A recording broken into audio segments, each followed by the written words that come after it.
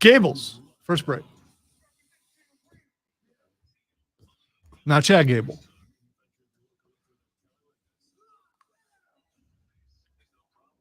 Shoosh. Who soon will be losing his number one guy in the draft. Don't you take Otis from poor Chad.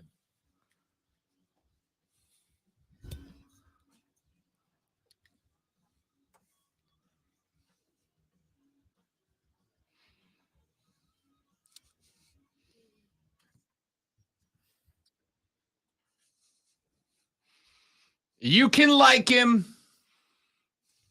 You can hate him. But you must respect him. I don't know if you know. But if you don't know, now you know, playa. LeBron James is still that dude. Ladies and gentlemen, welcome in.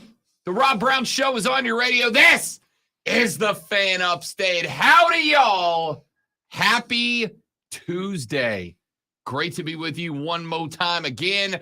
I am Rob Brown. Directly across from me on the other side of the metaphorical glass, this AM, my co-host, my executive producer, the Alpha and the Omega of the Fan Upstate, Colonel Grudge, hashtag Dad Kicks, the conductor of the symphony of sound that is the Rob Brown Show, the Sultan of Swag, the Professor of Perfection, the Wizard of Wave, the Great One is here. What up, Lonzo? We are just 2 days away of hearing how the greatest smokescreen in the world is lifted and CJ Stroud is named the number one draft pick in the NFL draft. You know, I don't ask for much, but I would love to just have a little ring cam pointed at Lonzo when the Panthers turn in their pick on Thursday night. Hey, we've got this thing. I've got a laptop. You've got a laptop. We've got things. So we can just as easily jump on StreamYard on all of our platforms, like a couple minutes before the pick. And after the pick is made, whoever it is, just sign off. We could, but you're not going to be in a state to do that because you said you're day drinking. So, since we're going to be live at that, while accurate, is not why. Okay. Right. In a statement that will draw ire from the Great One and judgment from the Rob Brown Armada, I will be at a Kenny Chesney concert Thursday evening. You may hate if you want to hate, Lonzo, but there are only so many opportunities to see the artist responsible for one of the greatest pieces of music ever composed, a song that is the soundtrack of so many of our lives. She thinks my tractor's sexy. It really turns her on. The heck do you know about a tractor, dude? She's always staring at me while I'm chugging along. I, like much of the audience, have heard this story before about how you're missing out on an opportunity to do this or that, to go to a concert that's supposedly a once-in-a-lifetime thing. And, the Eagles, I get. You didn't miss anything for that. Today, you didn't miss anything for that, I don't think. But that I get. And some of the other concerts I get. But you're going to miss out on the NFL draft to go see a washed-up country artist? She likes the way I'm pulling when I'm tilling up the land. She's even kind of crazy about my farmer's tan. Come on. That is poetic. To me, he probably sounds about as good as you did right there. She's the only one who really understands what gets me.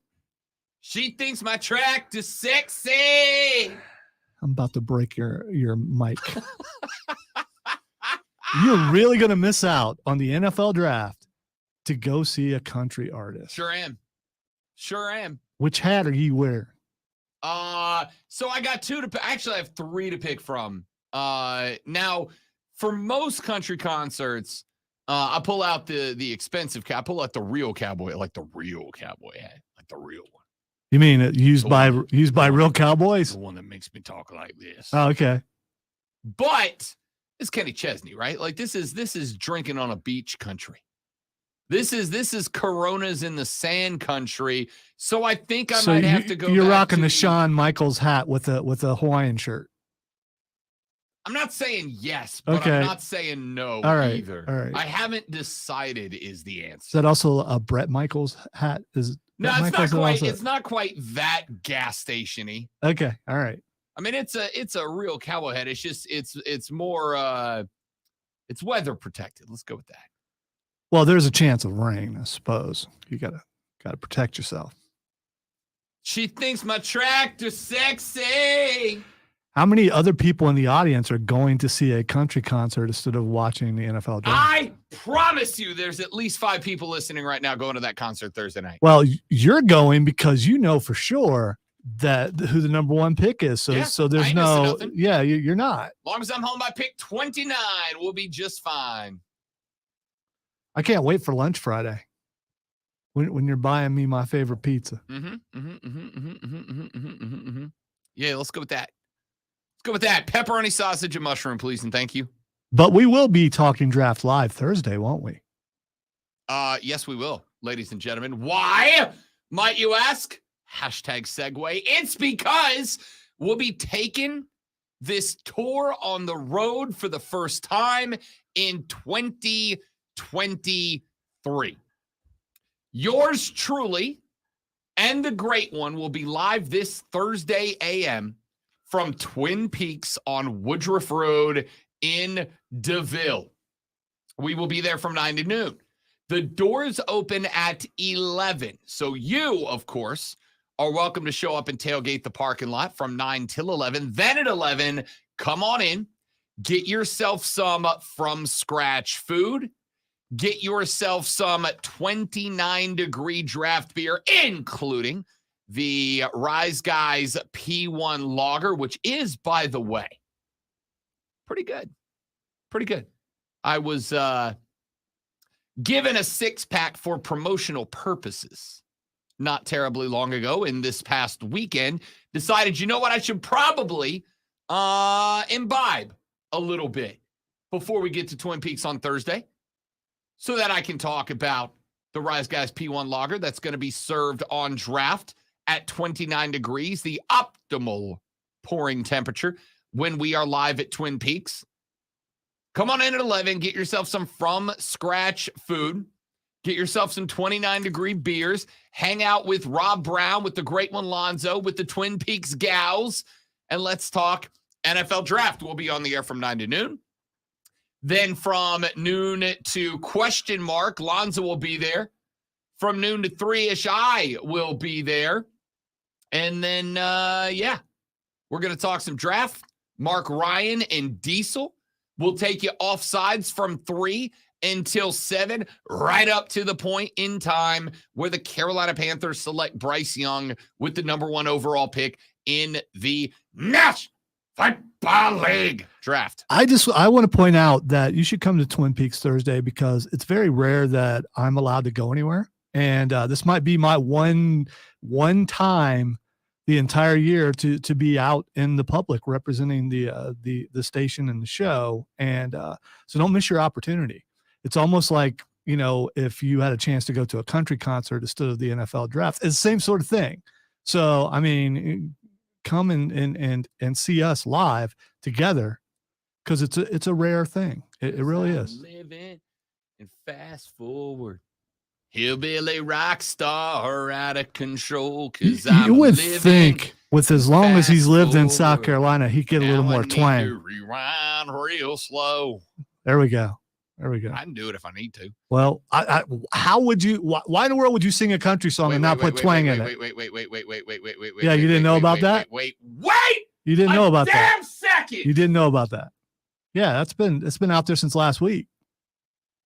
And none of you Yeah. thought it was appropriate to tell me that Billy Idol's going to be in Spartanburg on Saturday. None of you thought, hey, maybe we should let Rob Brown, the guy in the 80s band that plays Billy Idol, maybe we should let Rob know Billy Idol's in the Berg on Saturday. None of y'all. Thought None you of had y'all. your finger on the pulse of everything that goes on in the upstate. And I believe he's going to be at Spartanburg Memorial Auditorium, which is a nice venue. None of y'all wanted to let me know that Billy Idol's in town. See, Billy Idol gets it. Me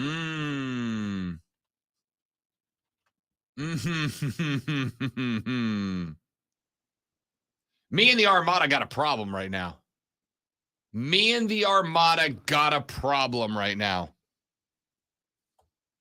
With a rebel, yeah.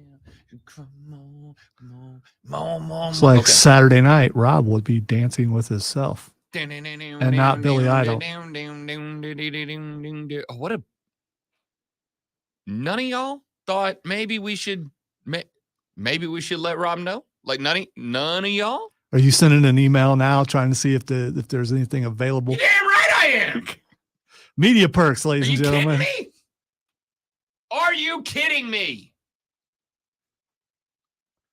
Brian said, saw Shenanigans. That's the name of my band. Saturday night, was hoping for a surprise appearance. Memorial Day weekend. I'll be down there, Brian. I'll be down there Memorial Day weekend playing some gigs at Juana's on Navarre Beach. Come on by. How about me shamelessly self-promoting my band from 8 hours away? That's pretty solid effort, right? How's that shameless? I mean, again, a rare occurrence. You get to be down there. You get to have fun. Because I'm shameless. That's Garth Brooks. Yeah, I'm aware of that. Okay. Should be. It's a great tune. Ladies and gentlemen, we have got plenty of sports to talk about on the radio broadcast today. Coming up during the course of the show, we will be talking actually quite a bit of National Basketball Association. Why? Because LeBron James had a 2020 night last night. Y'all, he is 38 years old. He ain't the man. 2020 He ain't the man clutch. on his team, though. He ain't the man. Austin Reeves is the man on his team. That's the man right there. That is the man. Look, I accidentally unplugged my headphones, but I was glad I did so that I didn't have to hear you being insane. Who anymore. led scoring, at least in the Who led scoring in the clutch? When the game was on the line, when the Grizz. Good for him. Good for him. But they're not there without Austin Reeves. Future superstar. Maybe present superstar. 2020. That's the line from Braun last night. See, when someone is an all-time great, you expect that kind of stuff. So I don't. At 38. Yeah. So what? Maybe another player doing that at 38. Anybody? I don't know another player that's 38. Won. Okay. All right. LeBron last night in the post-game interview, they were like, Braun, how'd you feel about that game? And he went, because he's the GOAT. That's a bad joke, but I'm rolling with it. I'm owning it. It is what it is. Also, just realized I can't do a good GOAT impression, so there's that. And it's not really the place to find that out, but down in Miami, where the plays play, there was one last night. How about Jimmy Buckets putting 56 through to push Giannis and the Bucks to the brink? The Miami Heat last night found themselves in a spot where Jimmy Buckets put on an absolute exhibition. Jimmy Butler is him, man. Playoff Jimmy is something else, dude. So we're going to talk about both of those guys coming up later in the show and both of those teams coming up later on in the radio broadcast. Hey, Rob, I just noticed something. You said no one told you about Billy Idol. I'm going to remind you of something, a movie that comes out this week. Sisu comes out this week. Oh. Yes. Probably going to have to see that. Actually, is it next weekend or the weekend? I think the weekend after that. The lady friend's out of control. So that's out of control. Both out of town. She's going to the Bahamas for a bachelorette party. Yeah, but next week I think is Guardians. So weekend after that, it's just all the movies for Rob Brown. Okay, there you go. You know what won't be there in 2 weeks? Billy Idol. You're right. You jerks. You jerks. Come on, Billy's a little bit older now. What kind of Right. I'm trying to help you I justify have never missing it. seen, there is no justification. I've never seen Billy Idol. That's a bucket list concert, man. I got to believe that down the hallway where Billy Idol has played a good deal by the most awesome operations manager in the entire world, that he might be able to find a way to hook you up and get you backstage maybe.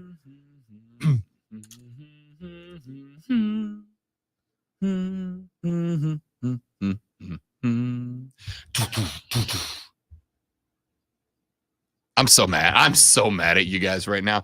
All right. So we got all of those things coming up on the show. What else do we have? Oh, I know what we're going to do next segment. Next segment, we are going to hear from a guy who knows a little something about quarterbacking in the National Football League. Joe Montana? Joe Montana was a quarterback, you idiot. We're going to hear from Drew Brees. Drew Brees picked apart a scouting report to break down a quarterback that he thinks could be defined as successful in the National Football League. We're going to play Drew Brees' response to that scouting survey, and we'll see how y'all feel about it. That's coming up next on the show. We'll get some NASCAR later on. The boys raced at Talladega this weekend. And once again, nobody talked about it, despite how incredible of a race it was. We'll get to that. It's a busy day. 844-326-3663 on the GillstrapFamilyDealerships.com phone line, 71307, the text line. We are back after this on the Rob Brown Show and the Fan Upstate. Gables. All right, guys, got a live read. Stay right there. We'll be right back. Don't go anywhere.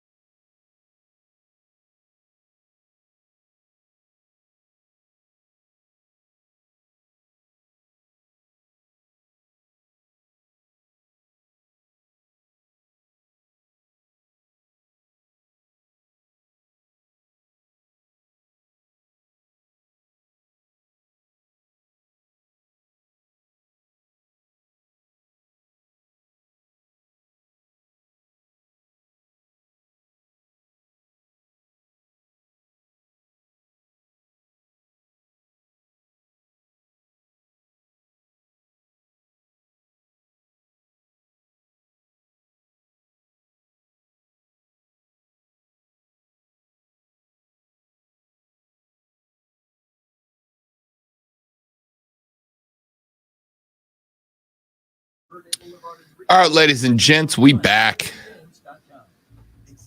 Let's see. What do we got?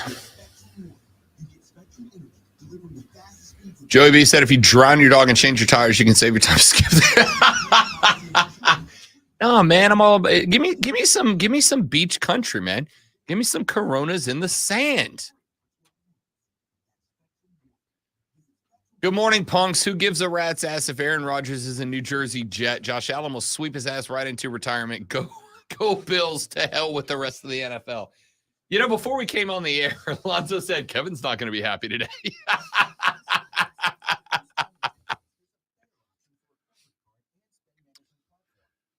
I think I'd rather try to run across 385 than attend a country concert. You're missing out, James. See, I'll do you one better. I'd rather try to walk across 385. Missing out, man. Missing out.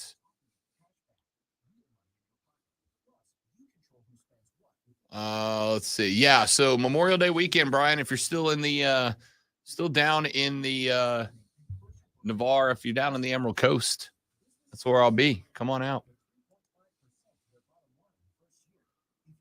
Grizzlies continue to be the heel team that talks a lot but wins not. Dude, Ja Morant is an absolute player. No, he's dumb. Ja is the I mean, he's trying to kill himself. It just, first, and LeBron was not established. The charge they took probably shouldn't have been a charge.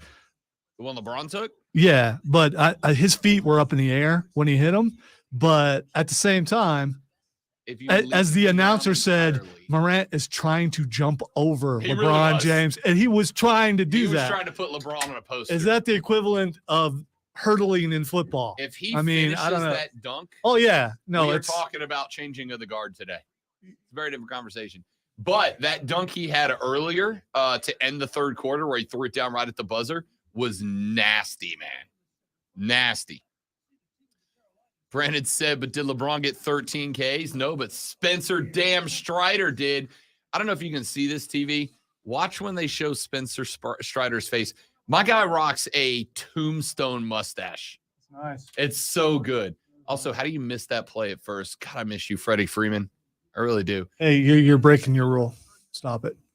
Stop talking. You said you weren't talking about the Braves. On the air. The only one I talk about. Technically, we're on the air. We're on the internet. They won 11-0 with 5 home runs yesterday. So, kind of is what it is.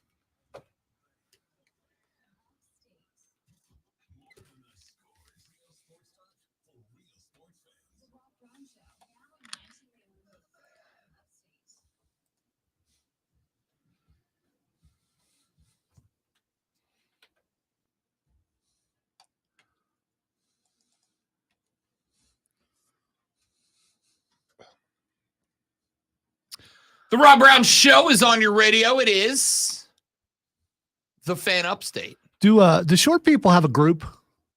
Do they have a group? You know, a group where they all gather together in a place and all speak highly of each other. I'm just curious if that's a thing. Well, and so we're not prejudiced against short people. No, or anybody else. I mean, there are a lot of short people around. They should not be playing quarterback, but they're around for sure. I was about to say, I think I hear Stone Man coming down the hall, but I wouldn't. Oh no, he is the best at what he does. He is, but he doesn't have to take a hit from someone who is. Should have been careful how I said that. He does not have. He's not about to get destroyed by a 6'4", 285-pound guy coming at with 4.3 speed at him. Speaking of short people, Drew Brees. Joseph nailed it. It's the lollipop guild. I should have thought of that. Wow. We're about to hear from the president. You may make all the runs that you wish. Number 9. I haven't even heard this, but the way you set it up, I know exactly what it was going to be. So call it a preemptive strike. Okay. All right. Number 9 had a pretty solid career as a short quarterback. He's a Lombardi Trophy winner. He is without a doubt a first ballot Hall of Famer. What was his height? Exactly. Drew Brees? Yeah. Depends on who you ask. If you ask him, 6'125". If you ask his draft combine profile, 5'11" on the dot. So a whole lot taller than the guy he's about to talk about, probably. Let's take a listen to Drew Brees. I'm going to go with clip 1A first, please. Great one. Drew Brees, I would think, maybe more than any other short king quarterback, would know a thing or two about short king quarterbacks. Short king quarterback Drew Brees decided to make a run and do some quarterback analysis. This is a edited portion of Drew Brees discussing a draft profile. Listen to how Drew Brees describes this quarterback.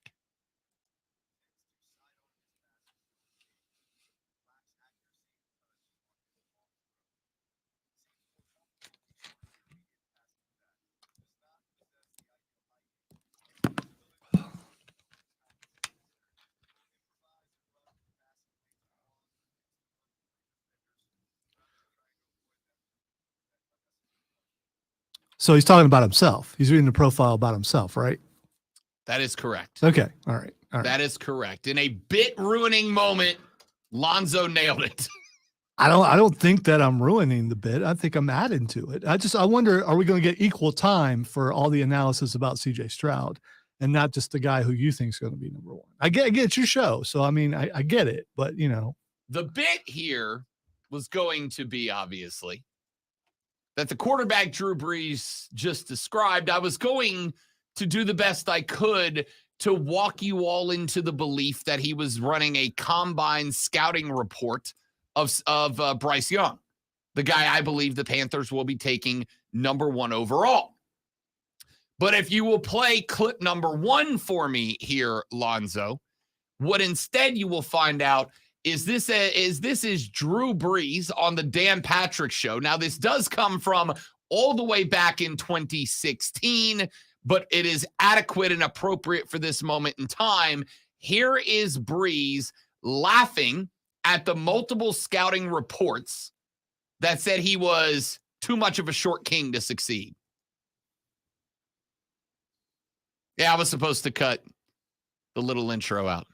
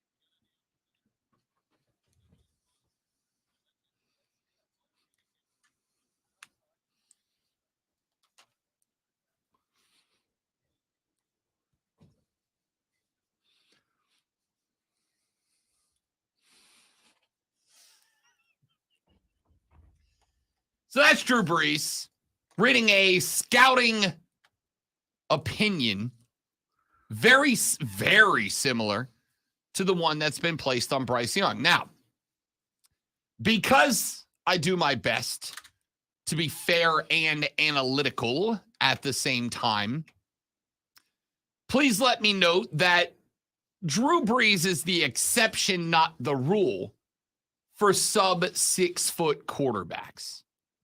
I acknowledge that if you asked me to put together a list of successful quarterbacks 6 foot and under, the list is relatively short, at least in the modern era. Fran Tarkenton was 6 foot. Drew Brees is 6 foot. Russell Wilson is 5'11". Now, there are some other guys that have been at least somewhat successful at the 6 foot or under range. Sonny Jurgensen was 5'11", but you got to go all the way back to the old Eagle days to get there. By the way, when Sonny Jurgensen was 5'11", so was everybody else. Right. I mean, you know. Len Dawson, the MVP of Super Bowl IV, was 6 foot. Joe Theismann was 6 foot. Eddie LeBaron was 5'7". Billy Kilmer was 6'0" on the dot. Doug Flutie was 5'10", but I would say we're venturing into successful territory there. The only other quarterback in the modern era. More successful than Kyler Murray, though. That's fair. Yeah. The only other QB in the modern era that was 6 foot or shorter is Michael Vick. But let's be real. Michael Vick is an exception to the rule. Michael Vick played a game nobody else ever played before. And as somebody who watched him demolish my Saints more than he didn't, and as you guys are Panther fans just down the road from Atlanta, you probably know it too. I don't think anybody's played a game like Michael Vick since Michael Vick. There have been some that have tried, but Mike Vick was a different breed of cat. So the list of the modern era is effectively Brees, Wilson, and Vick, and that's it. The list is short. Pardon the expression. Here's what I will say. When you have that discussion, when you talk about short quarterbacks, one thing that I do think is important to discuss is the mentality of the guy. Now, I've never had a conversation with Bryce Young, but I've listened to a few. I have not discussed his NFL career with Bryce Young, but I've listened to him do it. To me, it feels like the dude just gets it, right? Nick Saban showed. I read a scouting report yesterday that I found really interesting, and I'm not bringing it up.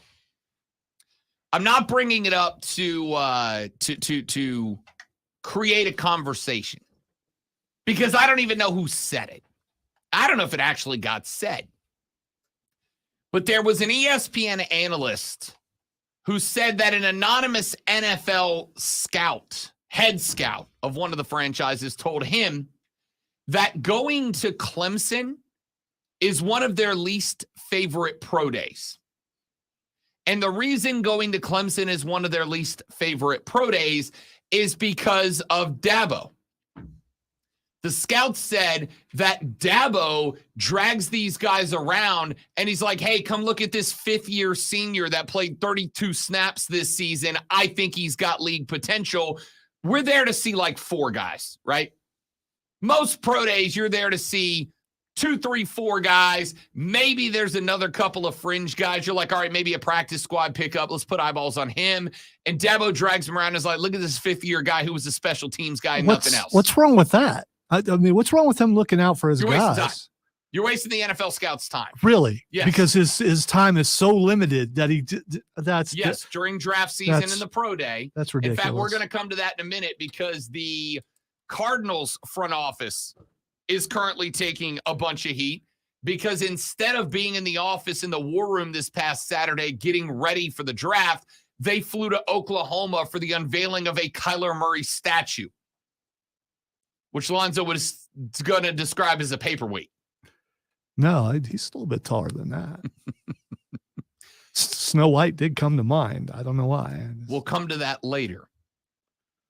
The point is, yes, you're on a time schedule with this stuff, especially when you may have 2 pro days, 3 pro days in a single day. You're trying to get to all of them, right?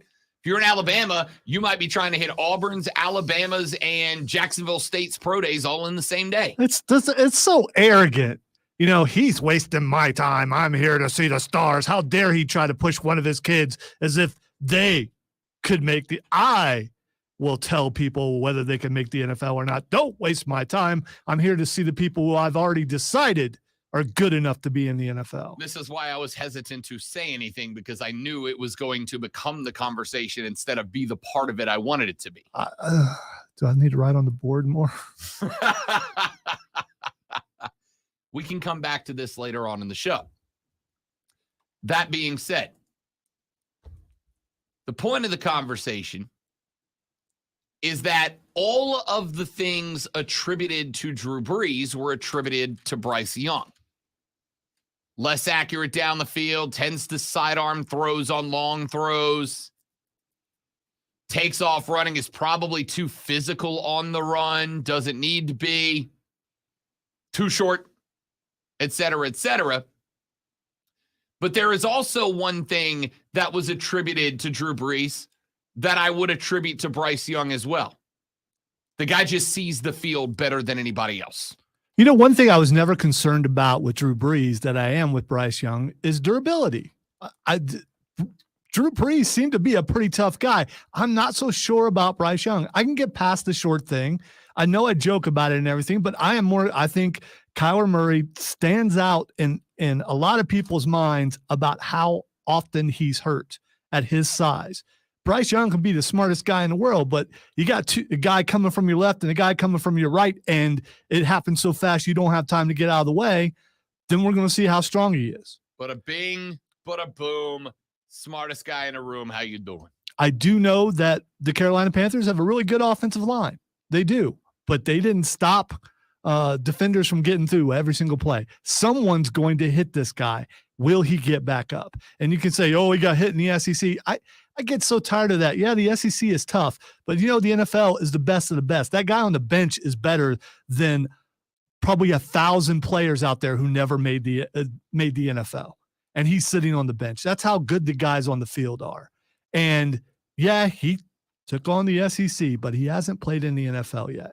Drip just came into the stream and said if the Panthers draft Bryce Young, it will be the biggest mistake in franchise history. Yeah, that's a big statement, Drip. I don't know if you go back to the beginning, there were some bad picks in the beginning. Big call, Drip. I don't know if I can jump on board with that one quite yet, Drip. I don't think I can. Listen, and go ahead, Drip. Mark it down in the comment. Who's your guy then? Is it CJ? Is it Anthony? Is it Levis? Who's the guy? But here's what I do know. There's a couple more stories that came out about this. Albert Breer wrote for Yahoo Sports, Sports Illustrated, whoever he's writing for nowadays, said that Bryce Young reportedly has always been the guy. Here's what he wrote. He said, quote, "It sure feels like there's nothing really left other than for Roger Goodell to get to the stage and spit Young's name out a little after 8 p.m. Eastern on Thursday.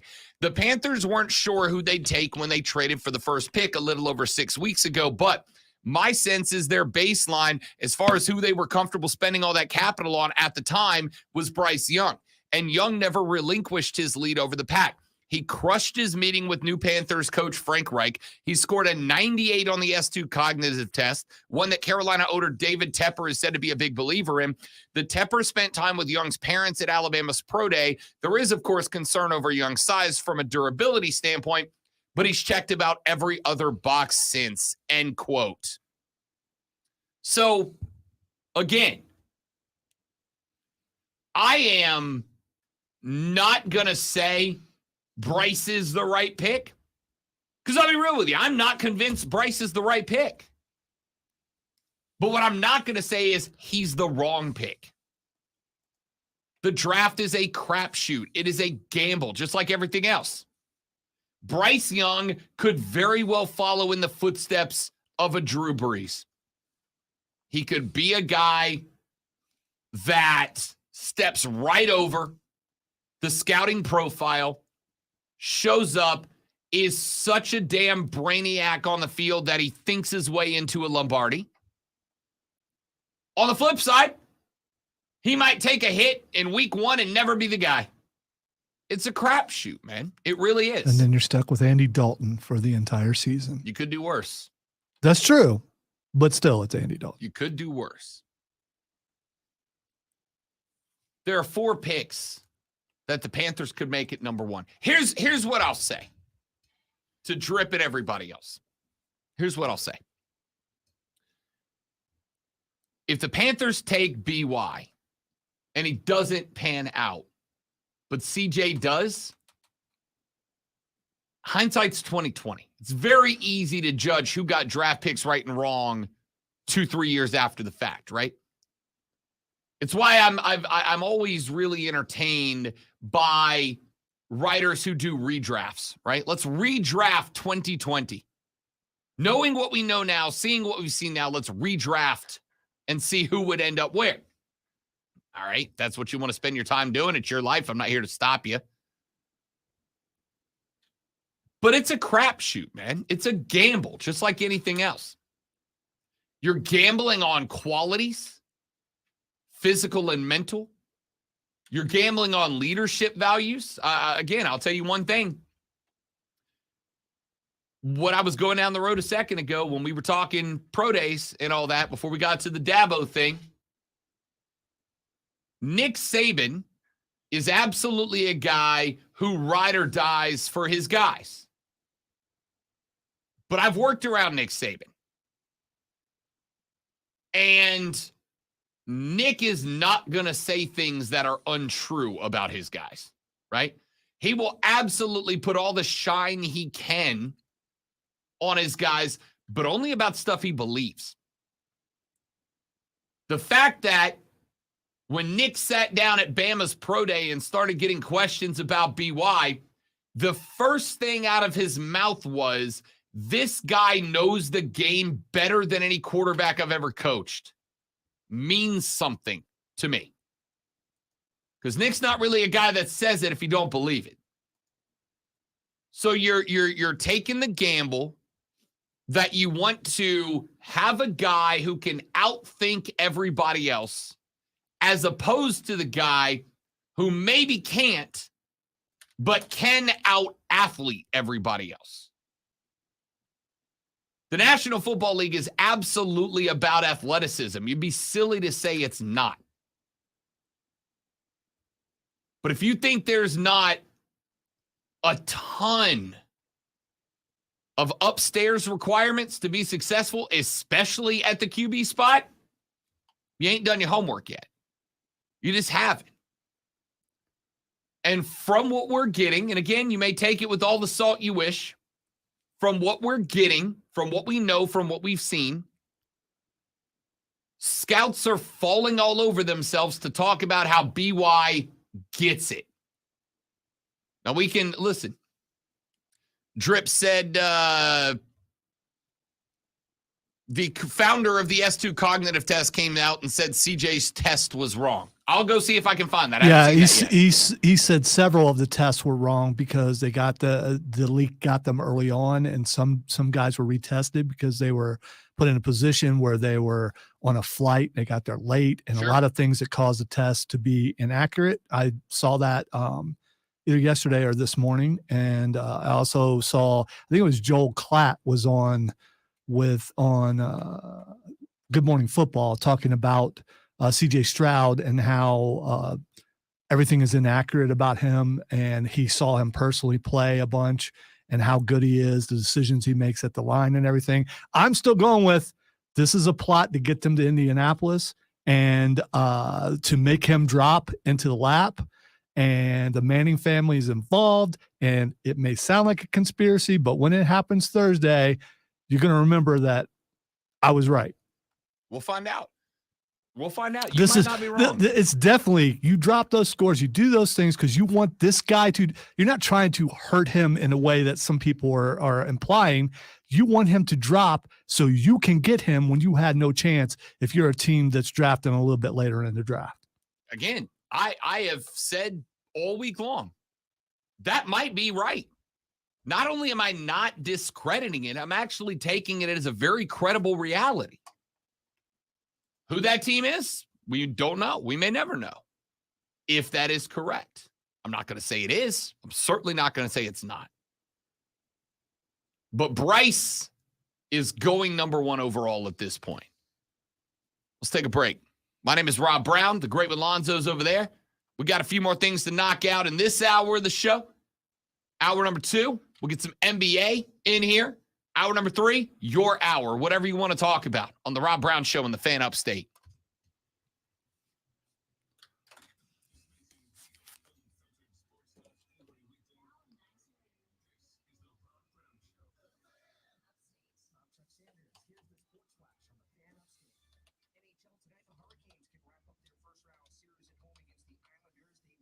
Bing, bing, bing, bing.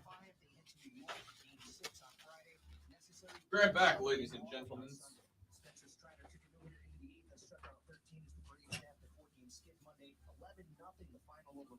Sam Hilliard homered twice, and Sean Murphy, Eddie Rosario, and Austin Riley also went deep. Strider threw 81 of his 101 pitches for strikes and lowered his ERA to 1.80. The Orioles beat the Red Sox 5-4. Baltimore rallied from a 4-run deficit for its 7th consecutive win. Tampa set a modern MLB record with its 14th consecutive home win to start a season with an 8-3 final over the Astros. In Minneapolis, the Twins pounded the Yankees 6-1. Fan Upstate is your home for Furman Paladin sports all year long. Download the Odyssey app, search the Fan Upstate, and listen anywhere on your phone. I'm Chuck Sanders with the Sports Flash on the Fan Upstate. Hello, I'm Howard Macklin, founder of Innovation Refunds. You've heard me talking about the payroll tax refund for months. I'm so proud that we've helped over 15,000 businesses claim over $5 billion in cash incentives. If you own a business, even if you've asked your CPA about this, you owe it to yourself to take another look. Every client is assigned a licensed and insured tax attorney who evaluates your company at my expense to accurately determine eligibility. Innovation Refunds has hundreds of 5-star reviews on Trustpilot and Google, and your business might be entitled to receive up to $26,000 per employee. Businesses of all types can qualify, including medical, professional, construction, even nonprofits. Please don't miss out on this. Even your doctor would tell you to get an expert second opinion, and we do a lot of work for doctors. Download the Innovation Refunds app now or go to getrefunds.com to potentially get a payroll tax refund of $26,000 per employee. Getrefunds.com. Getrefunds.com. If you are dealing with joint pain and you're being told that surgery is your best option, listen, stop what you're doing and call QC Kinetics. Hey, it's Rob Brown. The folks at QC Kinetics use the latest, most advanced regenerative treatment to bring lasting pain relief the natural way. Regenerative medicine harnesses your body's healing agents to restore and repair damaged tissue in your knees, hips, shoulder, back. The precision treatments are done in their office. No drugs, no downtime. QC Kinetics has hundreds of clinics all over America and thousands of satisfied patients. So if your joints are aching from arthritis, You guys think it's kind of funny that we're not talking about Aaron Rodgers? Saying.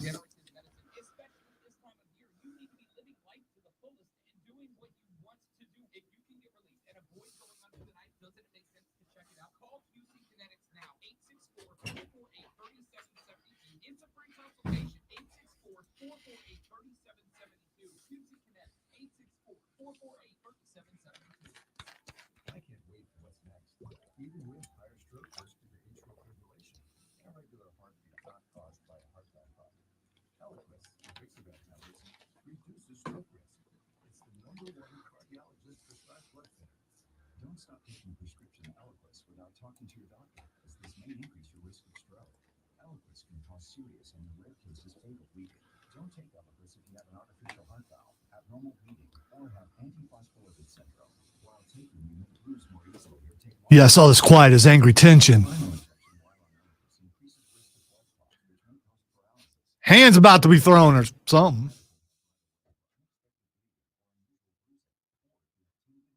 Talk about slap fight. Obviously. Big power slap league guys over here.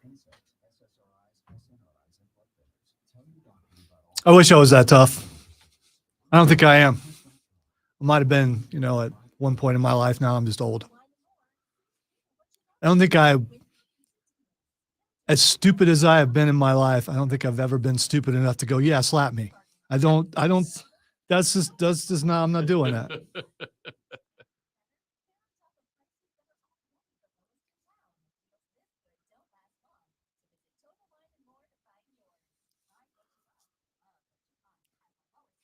That's a good point. I'm sure Alabama absolutely has a good nutritional program.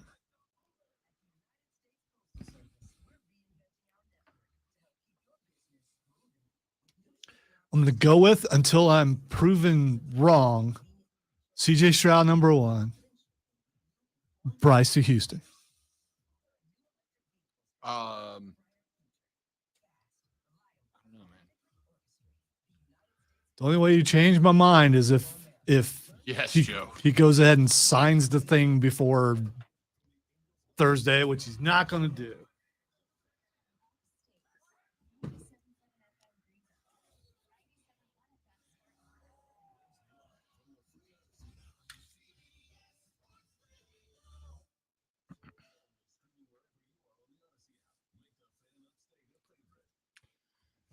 Wrapping up the first hour of the Rob Brown Show here on the Fan Upstate. Got a couple of stories we're coming up to in the next hour of the show. Out of the gate, obviously, we got to get to this Aaron Rodgers trade. Why? Because it's impactful for a team that was the betting favorite for the AFC this year, the Buffalo Bills. They share a division with Aaron Rodgers. Now, Aaron Rodgers gets sent to New York in return for a first-round pick swap, a sixth-round pick swap, a 2023 second-rounder, and a 24 second-rounder that becomes a first-rounder if Aaron Rodgers plays 65% of the snaps this year. This is a historical day for the Buffalo Bills. This was the day that Josh Allen became just Josh. He's just Josh. So you have removed 2.5 Yeah. Josh Allens just because of A-Rod. Yeah, he's just Josh. We'll talk about that coming up in the next hour. There is a theory floating around right now about baseball. Baseball has a problem right now. Not in terms of the game and its enjoyment, but the fact that there are about 60 players on the 60 more players on the injured reserve right now than there were at the same point last season. Injury rates have skyrocketed in baseball. Now, a lot of people have blamed the pitch clock. I don't. But there's another theory that's being floated around that is going to test my love of science in sports. So we'll come to that later on in the show. And I've got not one, but 2 more reasons that I would like to tell Rob Manfred as eloquently and respectfully as I can to shut up. I'll give you that coming up in the next hour. We got some NBA to get to, and yet one more piece of evidence that proves that the Carolinas are soccer country. All that and more coming up on the Rob Brown Show. Hour number 2 starts in mere moments. It is the Fan Upstate. They have stable relationships. Bubba, you have brought some good dad jokes. That might be my favorite. NGL.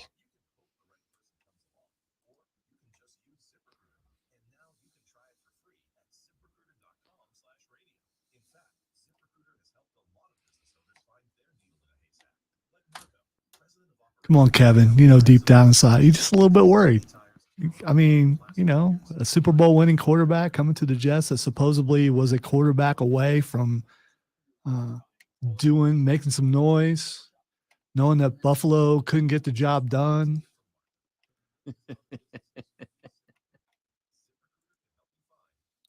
And you don't have to come into this thing and take a crown that never existed.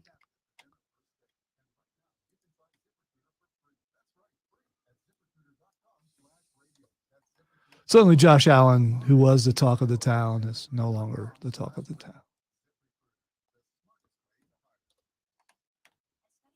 Josh Allen, Josh Allen, Josh Allen. I'm sorry. I meant Josh. Just Josh.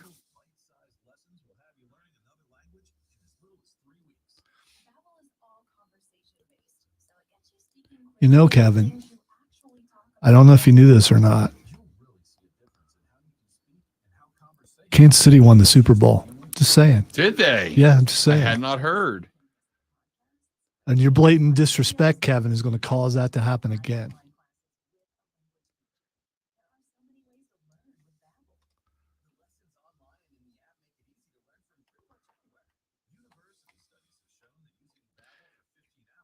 I don't remember the score, but what constitutes a someone beating someone's butt? I mean, how many scores does it have to be? I would say at least 21 points. I think that's a butt whooping. What would you justify a butt whooping in football, Rob? How many scores would it have to be? 24. Okay.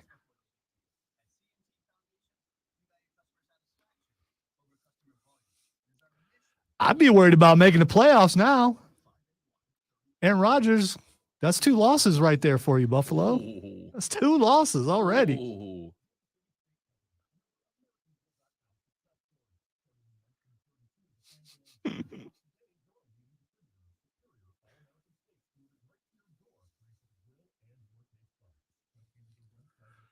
That's more about psyche than it is points, James.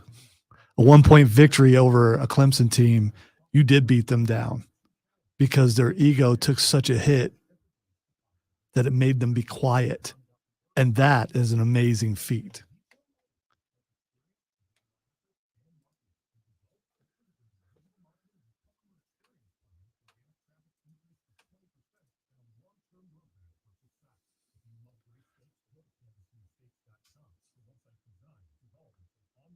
Yep, exactly.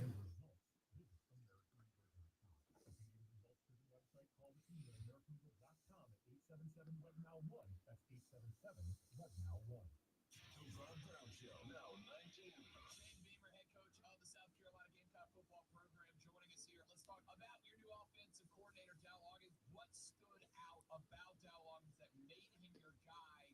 Before he had other SEC schools that were interested in him, that were talking to him at the same time while I was. Unfortunately, he chose to come to South Carolina. It was important for me to get somebody in here that had a history of working with quarterbacks. Certainly, Spencer Rattler had a decision to make, and the hire of Dow wasn't just about this season; it's about long term. But I'm also not naive about wanting Spencer Rattler to come back as our quarterback. What has 4 letters sometimes has 9? Yes, they do. That is correct.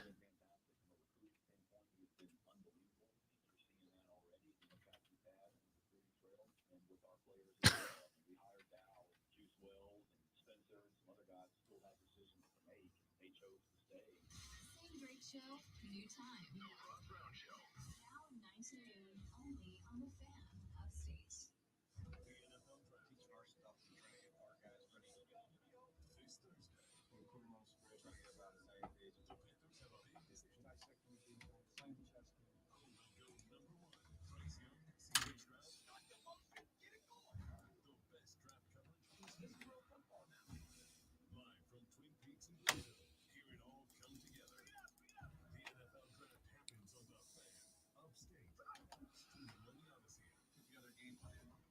Unique and unlike any other sports talk show, it's BetMGM tonight, Monday through Friday from 7 to 11, only on the Fan.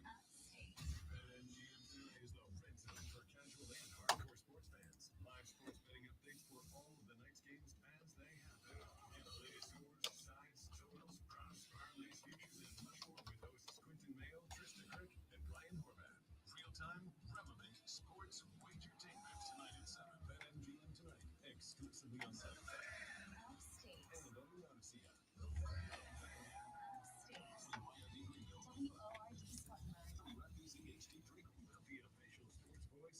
Bump, bump.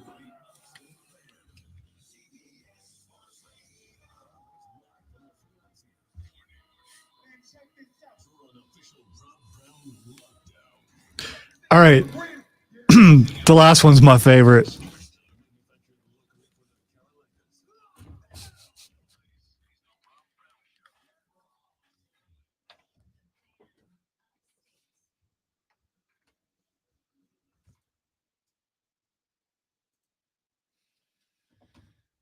Jordan Newman and host of the Rob Brown Show goes now. This is the Fan Upstate. Welcome back, ladies and gentlemen, boys and girls, children of all ages. It is great to be with you once again. I am Rob Brown. Directly across from me on the other side of the metaphorical glass, my executive producer, my co-host, my partner in crime, the great one, Lonzo, is here as well.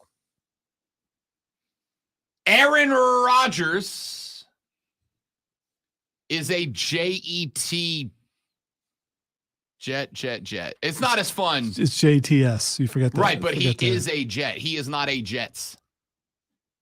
So I walked myself into a corner there. You could have got away with it. Should have I said think. Aaron Rodgers is now a member of the JETS There you Jets, but it's too late for that now. So, what we now know is that A-Rod of the football persuasion will indeed be playing his football in New Jersey next year. Such a horrible place. It really is. I mean, he's bringing personality to Jersey, though, something that they're not used to. You're saying Jersey ain't got personality, huh? Yeah, well, The Jets receive Aaron Rodgers. They received the number 15 pick overall in this year's draft. And they received the number 170 overall pick in this year's draft. That is effectively Rodgers, and they drop back in a couple of picks. The Packers get the 2023 number 13 overall pick. So they actually move up 2 spots after swapping with the Jets. They get outright a second-round pick this year. That is pick number 42 overall. And their 2023 pick becomes number 207. They also get, in 2024, a second-round pick from the New York Football Jets that will turn into the Jets' first-round pick if Aaron Rodgers plays 65% or more of the snaps this upcoming football season. so Rob, what was holding this thing up? Can you look at everything, all the compensation? I mean, what was holding this trade up? My suspicion, considering you have 2 trade swaps, you have the Jets going from 13 back to 15, and the inverse true for the Pack. To level that out, they have also swapped later round picks. The Jets go from 207 up to 170, and the Pack fall back to 207. But I suspect this was all about conditions, right? I suspect this was all about getting the conditions right. What percentage of snaps must Aaron Rodgers play for that second rounder to jump up to a first rounder? What picks are going to be swapped and where? If we give you 2 spots in the first round to go from 13 to 15 and vice versa, we want a little consideration elsewhere based on the points grades of picks. Then we got to figure out where that's going to go. That's the 170-207 swap for later round draft picks. Because this is a relatively convoluted trade package, my suspicion overall is that it just took a while to hammer out the details. And nobody was particularly in a hurry, right? It just needs to be done by draft day. We assumed that, what was it, a month ago, 2 months ago, that Aaron Rodgers, when he went on Pat McAfee's podcast and said, my intention is to play for the Jets this year, we knew it was happening at that point. But knowing a thing is happening and putting together the machinery to make it happen are 2 different things. So I think it was pretty much just a hold up on hammering out the deets where both teams felt good. And frankly, I think both teams should feel good about this, honestly. Both teams should feel good about this. Rodgers was done with the Packers. We know that. He didn't really hold back on that. So the Packers wanted to get as much as they could. They move up 2 spots in the first. They end up getting a second from the Jets that if Rodgers does what the Jets brought him in to do, becomes another first rounder. Effectively, the Packers traded to the Jets for a second and a first rounder. That's basically what this works out to. A second rounder this year and a first rounder next year. That's pretty solid for a guy that is very clearly in the twilight of his career. The Jets, on the other hand, get to keep their first round pick from this year. The Jets only have to move back 2 spots and still get a first rounder, which you know is going to make Aaron Rodgers happy because you know they're on the phone with him right now going, who's your guy? Who do you want? What guy do you like out of this class enough for the number 15 pick or for the number 15 pick? Most of his guys are already there. I mean, the guys that he wants. Yep. So they are. So I think the Jets get a good deal. I told you guys last year, I thought the Jets were real close. I think the Jets are a quarterback away. The thing about the old championship windows in the NFL, and you can trust me on this, I'm a Saints fan. They don't stay open super long. And the key to a championship window, more often than not, by a lot, is the quarterback. So if the Jets have a team right now, and I believe that they do, that was a quarterback away from contending, they just got the guy. Now, it's not a guy that they can rely on for 6 more seasons, 7 more seasons, but it's a guy they can rely on for 1, maybe 2, tops 3. is it worth it? If it's only 1 year, but he comes in and he wins the Super Bowl, is it worth it?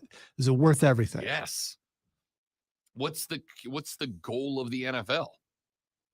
The end of the day, Well, if the Jets are basically dismantled afterwards, was it worth it for 1 season? yes, Oh, The no, I Jets- agree. I'm just, Yeah. I mean, absolutely. this guy is good enough to do this. He's won the Super Bowl before, and maybe he has even better talent where he is now. Maybe. When is the let me put it this way. It's been far enough I don't remember off the top of my head. When was the Jets' last successful season? What would you say? I'm trying to remember off the top of my head, and to be honest with you, I'm having a real difficult time doing it. When Joe Namath was the quarterback. Let's see. The last winning season for the Jets requires you to go back to 2015, where they ended 10-6, second in their division.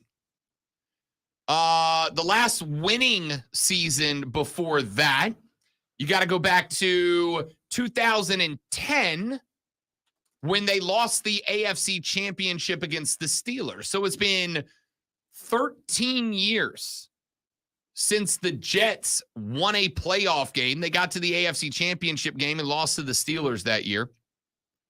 They lost the AFC Championship game the year before that against the Colts. The Colts will go on to lose the Saints in that Super Bowl.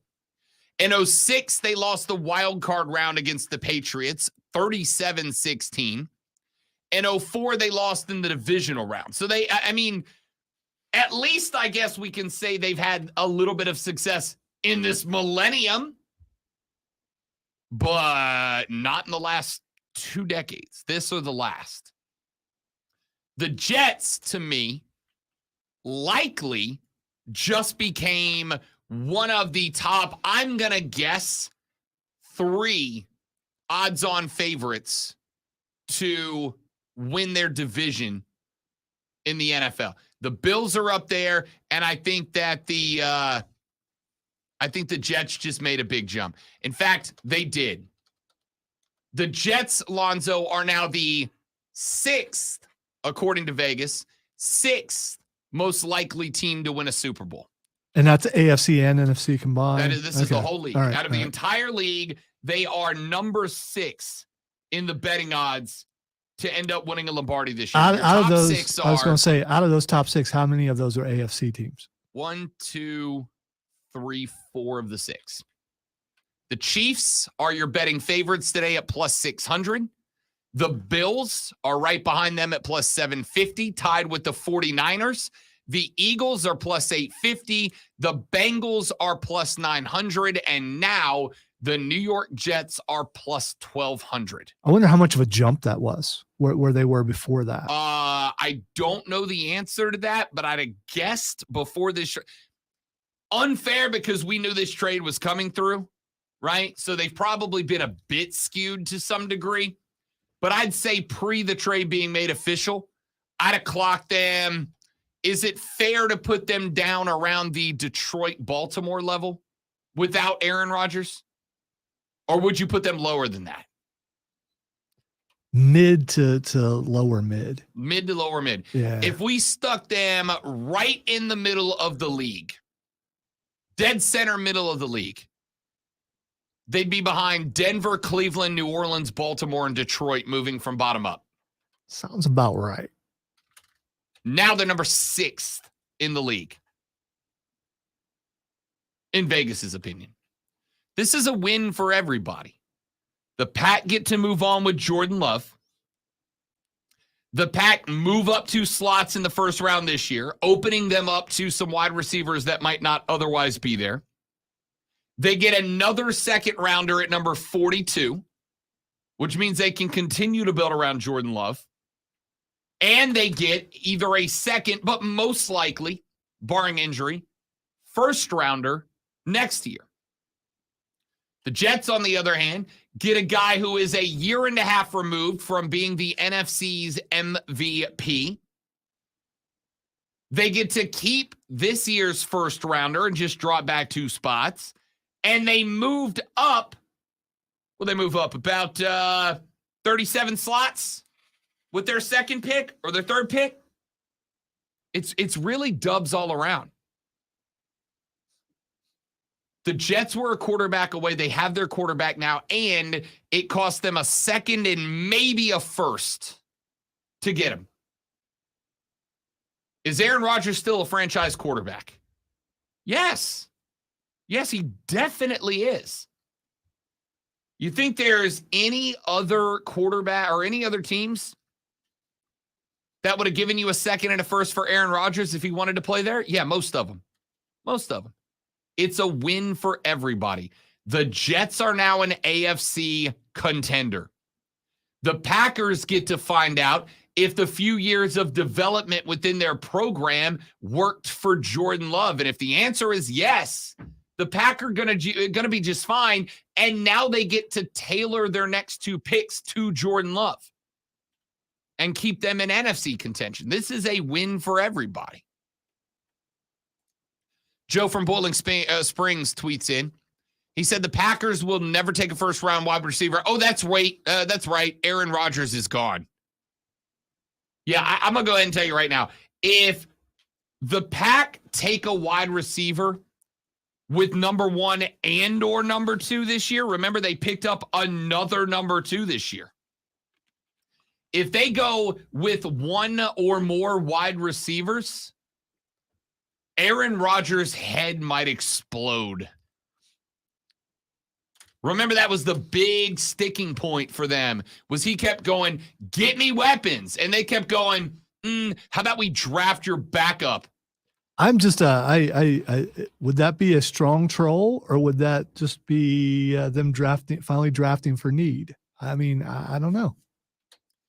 Drip said, wow, they said the Panthers got fleeced. The Packers took the Jets back of the woodshed. I disagree with you, Drip. I don't think they did. The Jets get a guy a year removed from an NFC MVP. The Jets get a guy who is still putting up numbers that most quarterbacks can only dream of. Didn't he, and like, it cost him a second and a first. He won the MVP 2 years in a row, right? I believe so. And then he takes a step back, and he knew all this drama was going on behind the scenes. So, and still was able to play pretty well. Everyone's saying he's taking a step back. He is getting a little bit older, but he's not Tom Brady old.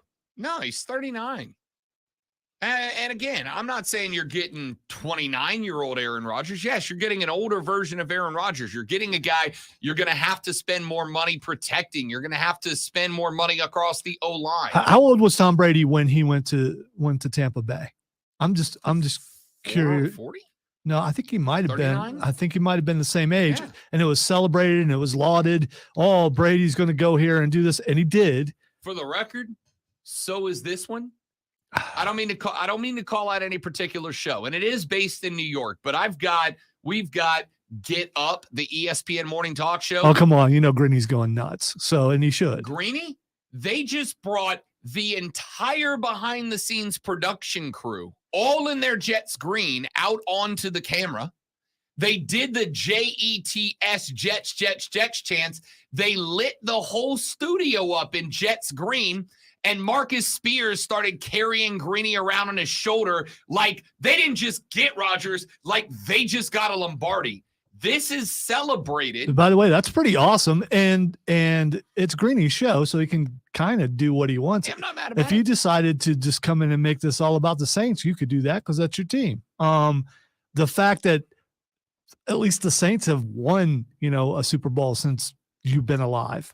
And It's so good. yeah, I'm not sure the Jets have since Greeny's been alive because he's a little bit older than me. I don't think he was aware when the Jets won the Super Bowl. So I don't blame him for celebrating. It is a big deal. It's a big deal in New York. And there's still a lot of people who don't like Aaron Rodgers. I bet all of New York, Love them today. they love him today. Yes. Aaron Rodgers is old, expensive, on the decline. They'd be better off with Lamar Jackson. I mean, Aaron Rodgers is literally one season removed from winning back-to-back NFL MVPs. I keep saying NFC. It's NFL MVP. 2 of them in a row, literally a year and a half ago. I don't know what to say, man. He was a first-team All-Pro 1 season ago. He was a Pro Bowler 1 season ago. He was the NFL's passer rating leader 1 year ago. He was the NFL's passing touchdowns leader 2 seasons ago. NFL completion percentage leader 2 seasons ago. Again, I get it. Nobody's arguing you're getting Aaron Rodgers in the prime. But you're getting a guy less than 2 calendar years removed from back-to-back NFL MVP awards. I'm not bringing him in to be the franchise guy for 30 years. I'm bringing him in to be the franchise guy for 1 season, maybe 2. I'll give him $60 million guaranteed. I'll give him $75 guaranteed for 2 if he'll sign up. But you know what we're getting here? We're getting, I mean, it's similar narratives. Brady couldn't win anymore in New England and complained about not having, and we all know he didn't have the weapons around him that he needed, especially as his skills diminished some, because they did, because it just happens when you get older. You get wiser, you find ways to cover it, but his skills were starting to diminish. Tampa Bay designed the team around what he wanted. The Jets seem to be doing the same exact thing, and it's going to be interesting to see if Aaron Rodgers can do what Brady did. And those comparisons, you can't get away from them. They're going to start, and they're going to be all through the season. Sure. As somebody said earlier, next step for Aaron Rodgers is sending a picture of little Aaron to a reporter who does it. Yeah, no. You're comparing them to Brett Favre. I'm comparing them to Tom Brady. It's just 2 different things. Yeah, I know. I just wanted to make the joke. I know. The difference obviously was Bruce Arians. I don't know if Robert Saleh has the Bruce Arians touch to him. What I do know is Robert Saleh built a hell of a roster in New York, built a hell of a roster for the Jets that was missing one piece, and now they got it. And as we pointed out a handful of times, if they get 1 Super Bowl out of this, it's worth it. It's worth it. And let's be clear, it's not like they tanked the franchise for Aaron Rodgers. What have they given up? Either 2 seconds or a second and a first for a Hall of Famer. It's a pretty good deal. All right, let's get away from Aaron Rodgers. Let's take a break. When we come back, Rob Manfred is doing his darndest to take over the mantle of clown in chief, my least favorite professional sports commissioner. Roger Goodell's position as the red-nosed leader on this show is under threat from Rob Manfred. I'll tell you why when we come back. I'm Rob. He's Lonzo. This is the Rob Brown Show on the Fans Upstate.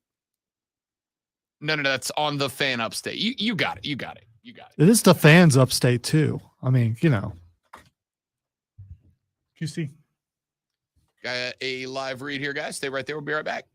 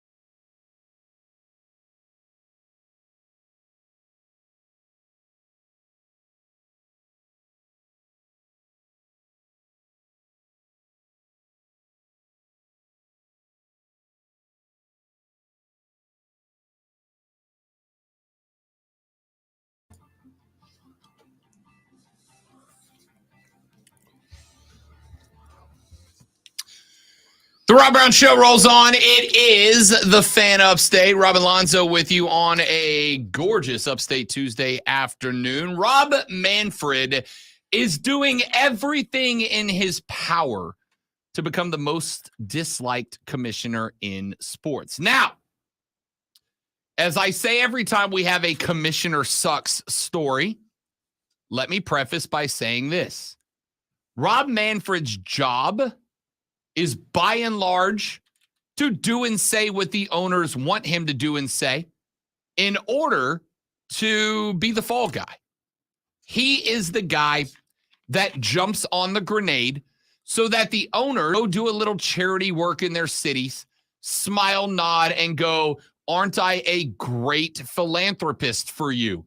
That means you should support my team. You know, give me money for providing you entertainment, which is fine. It's the business structure, and it works.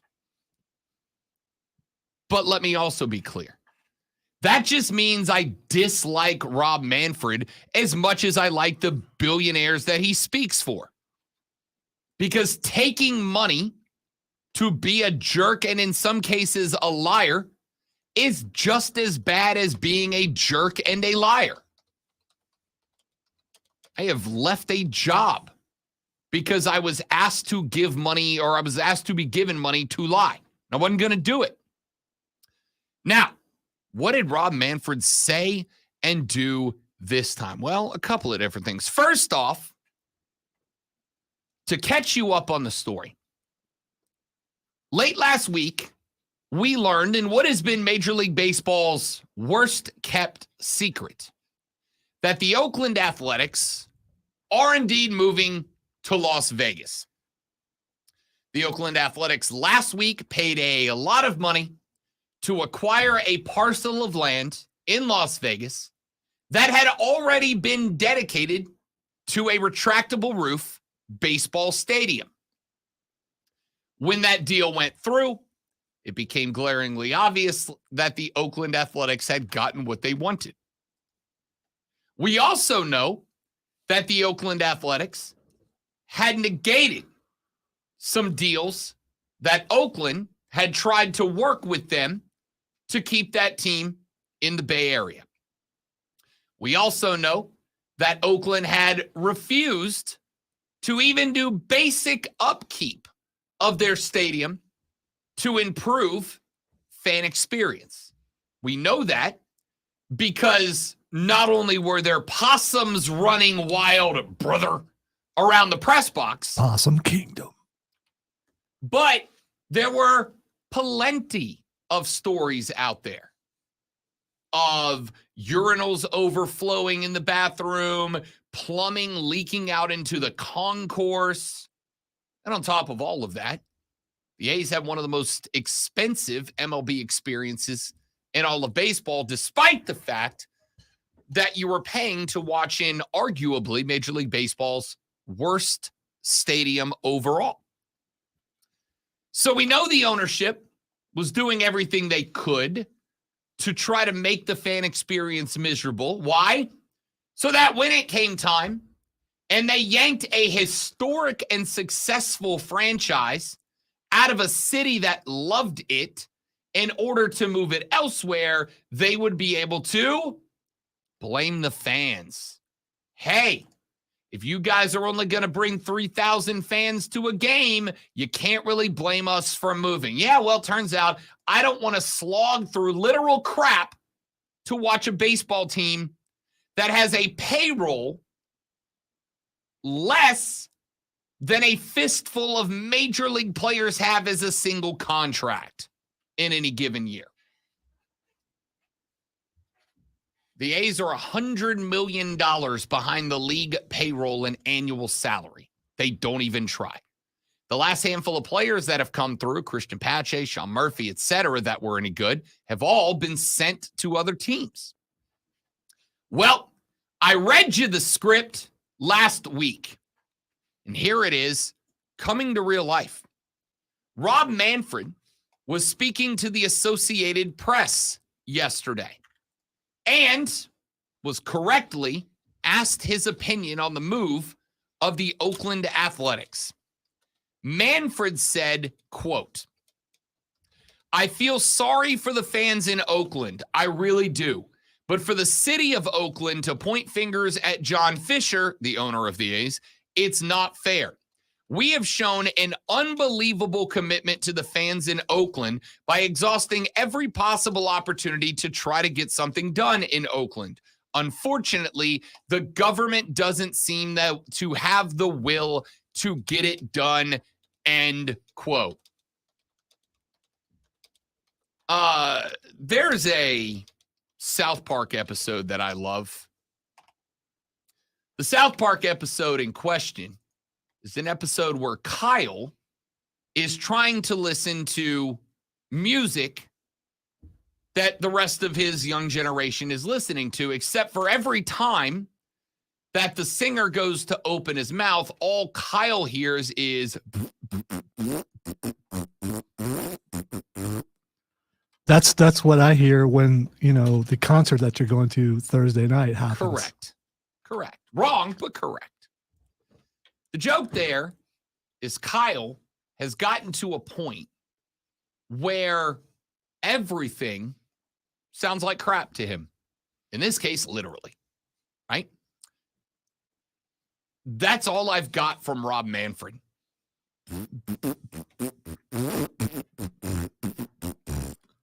It's just crap. All right. The hockey guy, is that Bettman? Is it Bettman? Gary Bettman, yes. Commissioner of the NHL. Are you okay with Gary Bettman? No. Okay, because we've got the hatred towards the NFL, now the MLB. When does the hockey hate come? Don't worry, Adam Silver. I'm coming for you, brother. I'm guessing he'll be last on I the got list. plenty on Gary Bettman. It's just, here's the reality. Hockey doesn't play around here as much as I'd love it to. Everyone seems to love Adam Silver, though. So, I mean, If you ask me which of the big four I think is doing the best job, it's Adam Silver. At least the things I dislike about Adam Silver are like basketball related, not, screwing over entire fan bases. But we'll come to that later. Yeah, I like to put them all in a cage and pick out which one I think would win, so you know who I got. Like in a street fight? Well, yeah, I'm going with Roger Goodell. Ginger Hammer, without a doubt. Yeah. Without a doubt. Manfred is neglecting to mention the fact that Oakland was playing ball with the A's. That Oakland was working on putting together a plan that would have built the stadium that Fisher and the A's wanted and literally make it waterfront. It was going to be nice. Can't you give him credit, though, for the pitch clock and a bunch of other stuff? No, because I don't think any of that was Rob Manfred's idea. See, here's the problem you get when you accept a position where your job responsibility is lie on behalf of other people. The problem is we now know none of the things you say or do are your idea. They're all coming from the people who actually make the calls. So all you get credit for is covering their tracks and lying for money. Now, that wasn't quite enough for Rob Manfred. It wasn't bad enough that he indirectly blamed A's fans, a very proud franchise of fans, for the team leaving, despite the fact that the A's let their stadium rot in order to push fans away so that they could then blame them. But he went one step further. He said, quote, "To me, it ought to all be positive on the competitive front. You got really smart baseball operations people. You've got owners that want to win, and I think Las Vegas will present a real revenue-enhancing opportunity. So I think you're going to have a good product," end quote. Did you catch that second to last part? I think Las Vegas will present a real revenue-enhancing opportunity. I read you the script last Friday. The script was always, this is about the money, but they can't say it outright. So what do you have to do? You got to blame somebody. Well, Major League Baseball isn't going to take the blame. The ownership isn't going to take the blame. So what are they going to do? They're Well, going to say they're going to blame it on the Vegas, rain. I mean, you know. that was falling. They're going to blame it on the fans. Oh, well, the A's weren't coming out. The A's fans weren't coming out in droves. Therefore, we didn't have the money to put into the payroll, despite the fact that, yes, ticket prices, specifically luxury boxes and season tickets, are a large piece of the financial puzzle. They are not the most important. Television revenue is, but it is East fans weren't coming out. Therefore, we didn't have the revenue being driven into the franchise in order to invest in it. Be bleeping S, dude. I'm curious, would you consider the Raiders moving there a success? Because I'm wondering about crowd size if they improved attendance, because the Raiders games were always full. So how much of an improvement in attendance when the A's move there do they have to prove that it was the right move for them?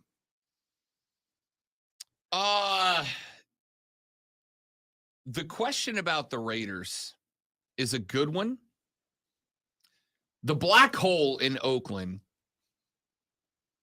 was a very interesting stadium. It was beloved by the Oh, Raiders yeah. fans, and Which, by the way, is a wonderful illustration of Oakland fans are good. They're terrifying. They're insane, but they are more driven and more committed than maybe any other franchise base. They are willing to openly let their legacy be, you'll probably get stabbed if you come here as an away fan. But they were sold out every fan. So don't tell me that the A's don't have great fans. It's the same fans, my man. It's the same fans. see, my point is the Raiders had great attendance and they moved anyway. What are the advantages to moving the team to Vegas other than feeling safer, I suppose? I would start with the Raiders got their new arena. The primary reason for a move is that ownership wants a new stadium. The locality that they're involved in either isn't going to give it to them or isn't going to cover enough of the cost to make the billionaire owner happy. Or you're a lowlife like Art Modell, Right. You can go with that. who stole the team away in the middle of the night. I'm not a Cleveland fan, but I am from Ohio, so I can't stand Art Modell. I really and the wish fact that Twitter people would have been around for that. one dude drove like 500 miles just to pee on his grave. I just remember that story. But I don't think you're going to get that kind of loyalty and that kind of people being upset with the A's moving. I don't know, because again, like I've got a dear friend of mine, guy by the name of Ray, who lives in Lexington, Kentucky now. Met him when I was down in Florida. He's a lifelong athletics fan. His dad and his grandpa were both A's fans. I called him last week when it became official the A's were moving to Vegas. And I asked him, I'm like, hey, will you as an A's fan, will you call into the show and give the fan perspective? And Ray was like, I would love to, but no. I said, why not, dude? I'd love to have you on. And he goes, because I can't have this conversation without being laden with F-bombs. It's like, I can't do it. I'm infuriated right now. So let me thank you for not getting him on the air. I thought Thank about you. asking him to record a call for me and then filling the Wilhelm scream in for every F-bomb. But then it would have just been like a 4-minute interview. And I didn't want to have that. Could have put in like the Blue Danube waltz or something. Dun, dun, dun, dun, dun, dun, dun. Every time. Too classy Yeah. for Oakland. Okay. All right. Too classy for Oakland. Point here is, I told you what Manfred was going to do. I told you what the A's were going to do. They were going to blame the city for them not getting a new stadium. They were going to blame their crap stadium on not being able to get a new stadium. They were going to blame their crap stadium for the fans not coming. And then they were going to blame their bad team for the fans not coming. Or on the fans not coming. This is so painfully scripted. And again, it almost feels like I'm blowing something out of proportion because, yes, it is their team. And just like any other business, they have the right to move that team as they see fit. But the disenfranchise tens and tens of thousands of A's fans and then blame those A's fans for that disenfranchisement is just gross, dude. And then for Rob Manfred to come out and do this, right? Like I said, it doesn't surprise me. This is what the owners want you to believe. This is what the owners want you to think. So that's what Rob Manfred's going to say. It's what he said. I'm 0% shocked by it. I'm still grossed out by it. And oh, by the way, before you ask, it's not just about money for the A's to go to Vegas and be the Las Vegas A's or whatever they're going to be. Rob Manfred and the rest of Major League Baseball is ready to expand. They want expansion teams. But they've got to have all their teams settled before they can invest in new teams. The A's weren't settled. When they get to Vegas, they will be. So I'm going to go ahead and tell you what the next page of the script is going to be. And this one's a little further off because I don't think the A's can move until, 2027? Let me go ahead and tell you how this is going to play out. The A's are going to move to Vegas. Suddenly, they're going to have all the money in the world to put together a very competitive roster. They're going to be good for a couple of years. And while they are getting better, Major League Baseball is going to expand. And one of the two teams they're going to expand with is going to be international. There's either going to be a new team in Canada, Montreal, perhaps, who has been wanting one back since the Expos went to D.C., or Mexico City, because we have seen in the World Baseball Classic, baseball's an international game now.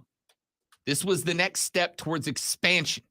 But Rob's going to present it as, just what they used to be more competitive. Shut up, Rob. This is why nobody likes you, which is something that's been said to me before, too. The Rob Brown Show's on your radio. It is the Fan Upstate. Oh. You leaving? I dropped my pen.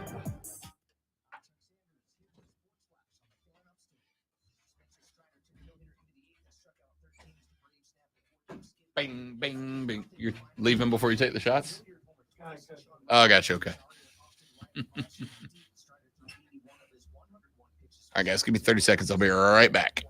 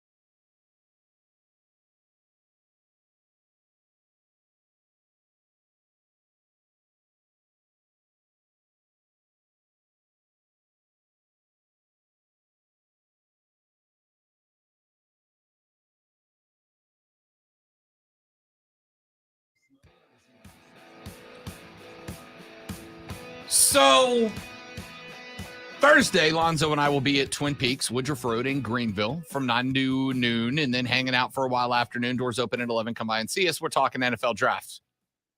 I'm about to blow your mind, Lonzo, just like mine just got blown. Odds to be the number 1 overall draft pick. Bryce Young has been the favorite for about a week now. Yesterday, his number, Lonzo, was at, do you remember? Minus 2,000. It was just about a guarantee. His odds now, Lonzo, are minus 1,000. Still a pretty hefty favorite, but they've been cut in half. That's not even the interesting part. Yesterday, the second best bet for the number 1 overall pick was C.J. Stroud. His number was sitting about plus 1,650, plus 1,700, depending on where you look at it. You know what it is today? Plus 3,000. So they've doubled in terms of being the long shot. That's not the interesting part. So the work is working as far as that goes. But No. Wait for it. Yesterday, Will Levis's odds to be the number 1 overall draft pick were sitting at about plus 4,000. You know what they are right now? Yeah, somebody on the stream threw that up there a little while ago. I think you just missed it. I must have. His odds now are plus 400. What is going on? What is happening right now? Will Levis is now the odds-on favorite to be the number 2 overall draft pick at plus 210. Yesterday, during this show, 24 hours ago, Will Levis was sitting at like plus 1,500 to be number 2. He is now the betting favorite to be number 2. Yesterday, Bryce Young was twice the odds-on favorite he is today. C.J. Stroud was half the underdog that he is today. And Will Levis went from over plus 3,000 to plus 400 to be the number 1 overall draft pick. Excuse me, but what? What the boat is this? That is very interesting. So the question is, what is about to break that we don't know? That is, I'm going to tell you right now, when this show's over, I will be making every phone call and getting on every television set I can find. Because what is this? Now, this is nothing, okay? Hey, maybe Vegas got hacked. Not every book. And this is at every book. This is something. Something has happened. Now, this is nothing, but it is worth bringing up. There is a Reddit post up right now where a Reddit user has just said that Will Levis has been telling his family and friends that he will be going number 1 overall to Carolina. Now, a Reddit post doesn't do anything for me, right? But asked and discussed, the person seems to have some pretty intimate details of the life of Will Levis. He claims to know Will Levis's family personally and says that, quote, 3 weeks ago, Bryce Young stopped taking visits because Carolina told him they weren't taking him, and Houston said they were. Last night, Carolina told Will they're taking him, which is why the odds moved heavily for him to be the 2nd overall pick, which wouldn't be a big deal, except for this post checked in about a half an hour before the odds shifted all over the board. Now, a little shift, like plus 3,500 to plus 3,000 or plus 1,000 to plus 600 is no big deal.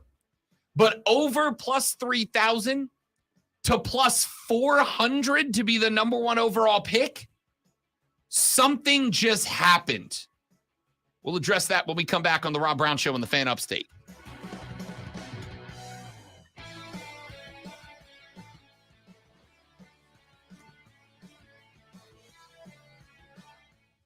Yeah, someone earlier threw that up on the stream. Protect your family, your phone, and your furry friend with Life Electronic Devices and Pet Health Insurance. Still plenty of details of the Aaron Rodgers trade to learn. Here's a new one. As the Jets pay Rodgers $58.3 million roster bonus, it converts to a signing bonus, which clears $47 million cap space for them. Rodgers cap hit just $15.7 million for the coming season. Jimmy Butler, meanwhile, worked infinity dollars last night, scoring 56 points, including 21 in the fourth, as his Heat stunned the Bucks. Well, if Will Levis is pick number 1, that means neither one of us win the bet. So, I mean, Then we just go get pizza. yeah, because, if I'm not going to win, I would rather neither one of us wins. And I'm sure you probably think the same way. Correct. So, I mean, that's the proper Because way if of nobody thinking. wins, Yeah, we both win. nobody loses. Yeah, that's true. Although we're both wrong on the air, but that's happened before. Yeah, but let's so. be real. 0 people thought Will Levis was going first overall. Still Not don't, that he is. still don't but know that 0 he is. people claimed Yeah, he was. Yeah.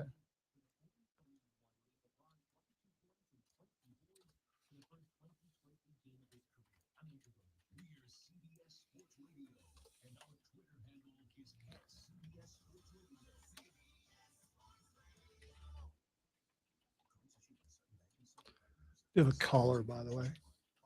Is your screen fixed yet? Did he fix Hang on it? a second. It was in here.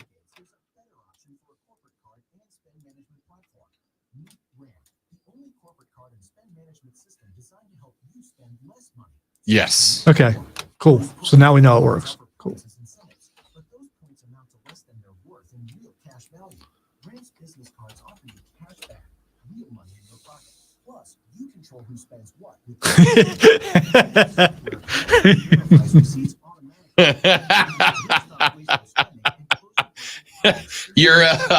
You're not wrong.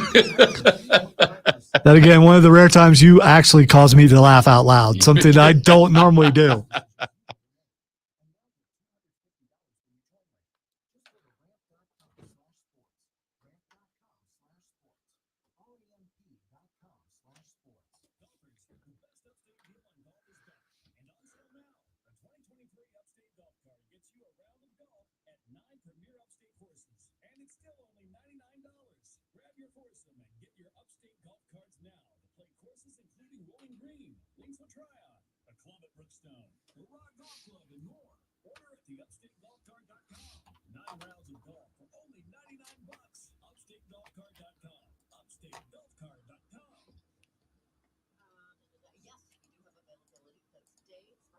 Andrea's Boutique Hotel is the destination to tie the knot.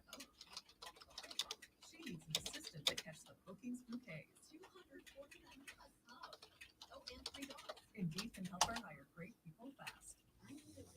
Indeed you do. We instantly connect you with quality candidates whose resumes on Indeed match your job. Hey, man. Printers. Yay. Did Did you come in here just to say printers? No, I came in here to install new printers. Oh, in here? No, I came in here to install the drivers for the new printers on these Okay, computers. as a not here. computer guy, you said install printers, Mhm. which I I'm re- just I- saying logically my question made sense, even though after Fair I thought enough. about it for roughly a half a second, It's okay. I then understood what you meant. Yep. I was also kind of That was me presuming not you combating you. had- That was me saying I'm not as dumb as I sound most of the No, that's fine. I was also kind of presuming that you had seen my email. Yeah, I did I, s- I I did saw see the your email. email. So, Okay. but I didn't know because I didn't read the whole thing. What with That is the it. whole I didn't want to. This is norm around here. I know. No one reads a full email. If you go I'm gonna more than take- 2 sentences, man, it's just. Well, there were 2 pictures. I figured that was worth 2,000 words. I did see the pictures. I didn't think it affected in here, so I mean, it doesn't. You don't have to use the new printers if you don't want to. I like it going to the newsroom. Okay. Well, I mean, that's fine. I'm just trying to give you options. The newsroom can't print in color. Okay. Not well, that that's a yeah, necessary why do I- requirement, yeah. but I got these for that. I don't need it. I can just yeah. hi stream. Hey, that's Captain America Chris Evans down the hall. See, this is. I don't know why this is happening. This happened on Rob's computer too.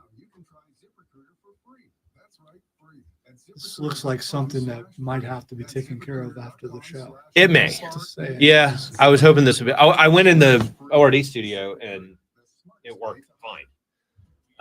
So I don't know. You can close that if you want to. I was gonna. You don't need to leave it open. I'm sorry. I blame Diesel. And yes, stream, you can say I blamed him. It's all his fault. It's not his fault, it's my fault. We're the only two people in here. We did nothing wrong. It's just not working. Turns out we'll be here. At least for another hour.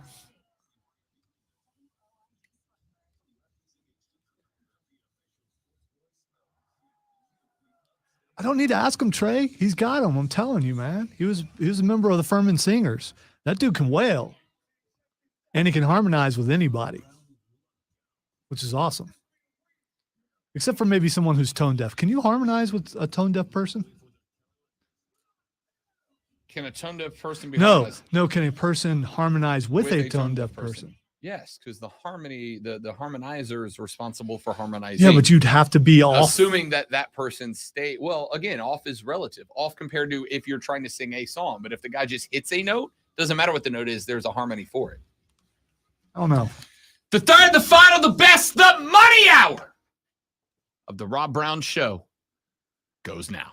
This, ladies and gentlemen, is the fan upstate. I am Rob. The great one, Lonzo, is on the other side of the metaphorical glass this AM. Want to remind you that this Thursday AM, 9 to noon, yo boys, will be live at Twin Peaks. That's on Woodruff Road. That's in Greenville. The doors open at 11. And you're welcome to come in, listen to the last hour of the show live and in person. Then at noon, Zoe and I will get off the air. We're going to find us a big old table. We're going to sit down. We're going to eat some hot wings, some billionaire bacon cheeseburgers. What was the other thing they suggested? The hangover burger. The hangover burger. Yeah. That was it. That was it. You would think you would remember that one. I just Correct. Fried egg on a burger. Jackpot. Yes, indeed.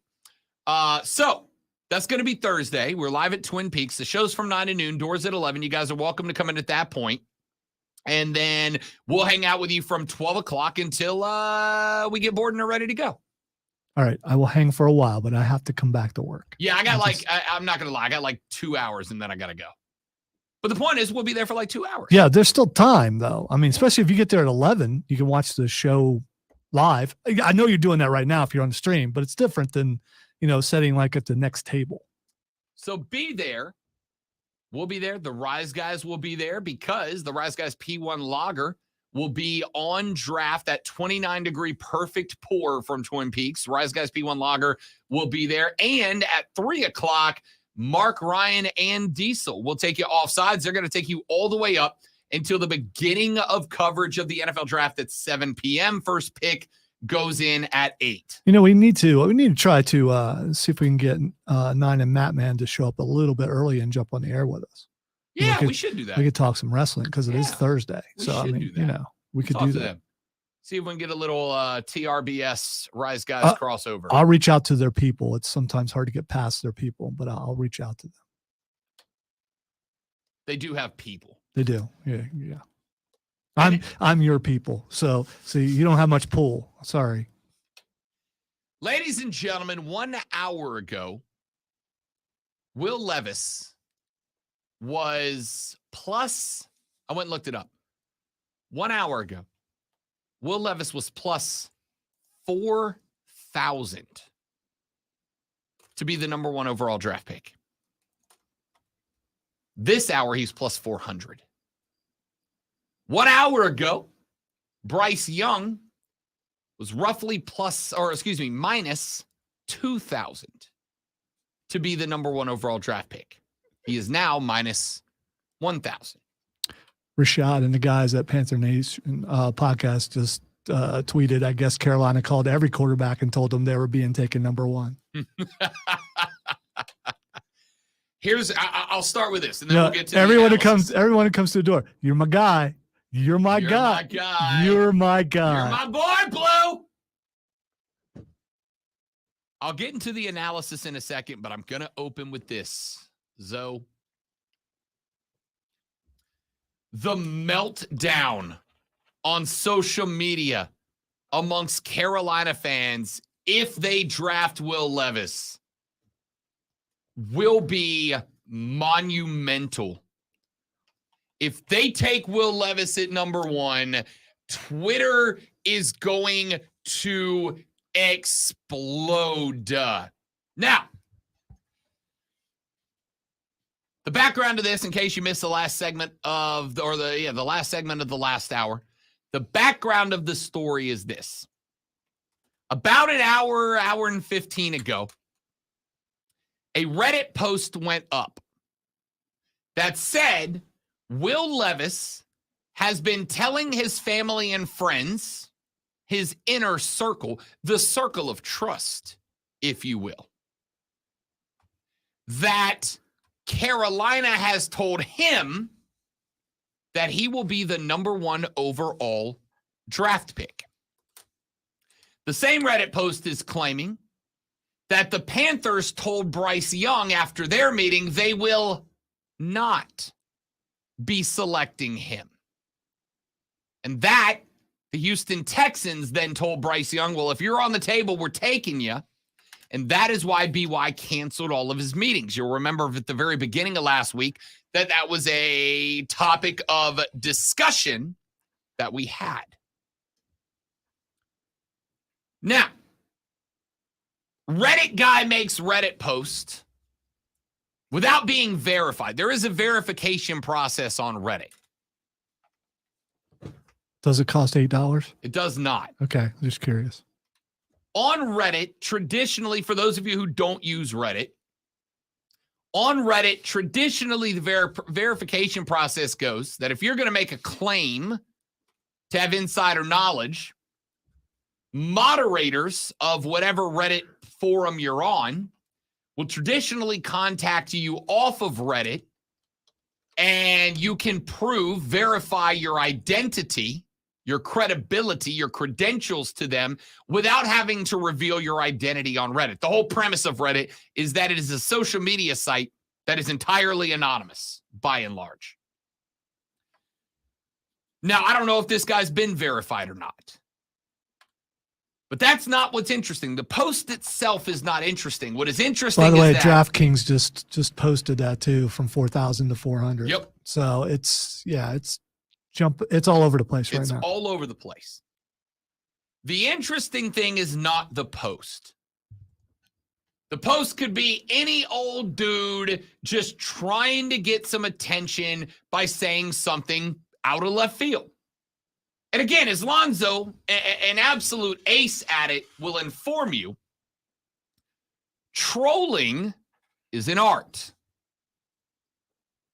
Because you have to say something that is a hot take, but you have to do one of two things.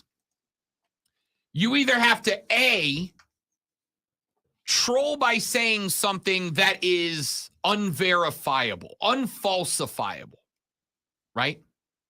You have to say something that cannot be proven false. This athlete said that if factor X and variable Y both happen, that he would action Z. Something that you can't prove correct. Or you have to give a hot take that is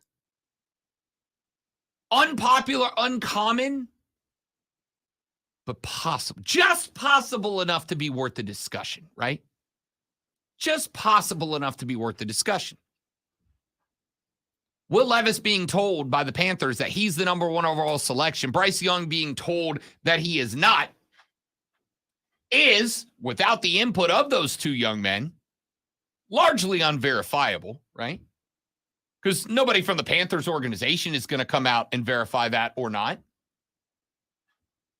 It is also just wonky enough because you can say, well, they really are concerned about Bryce Young's size, no matter what they say.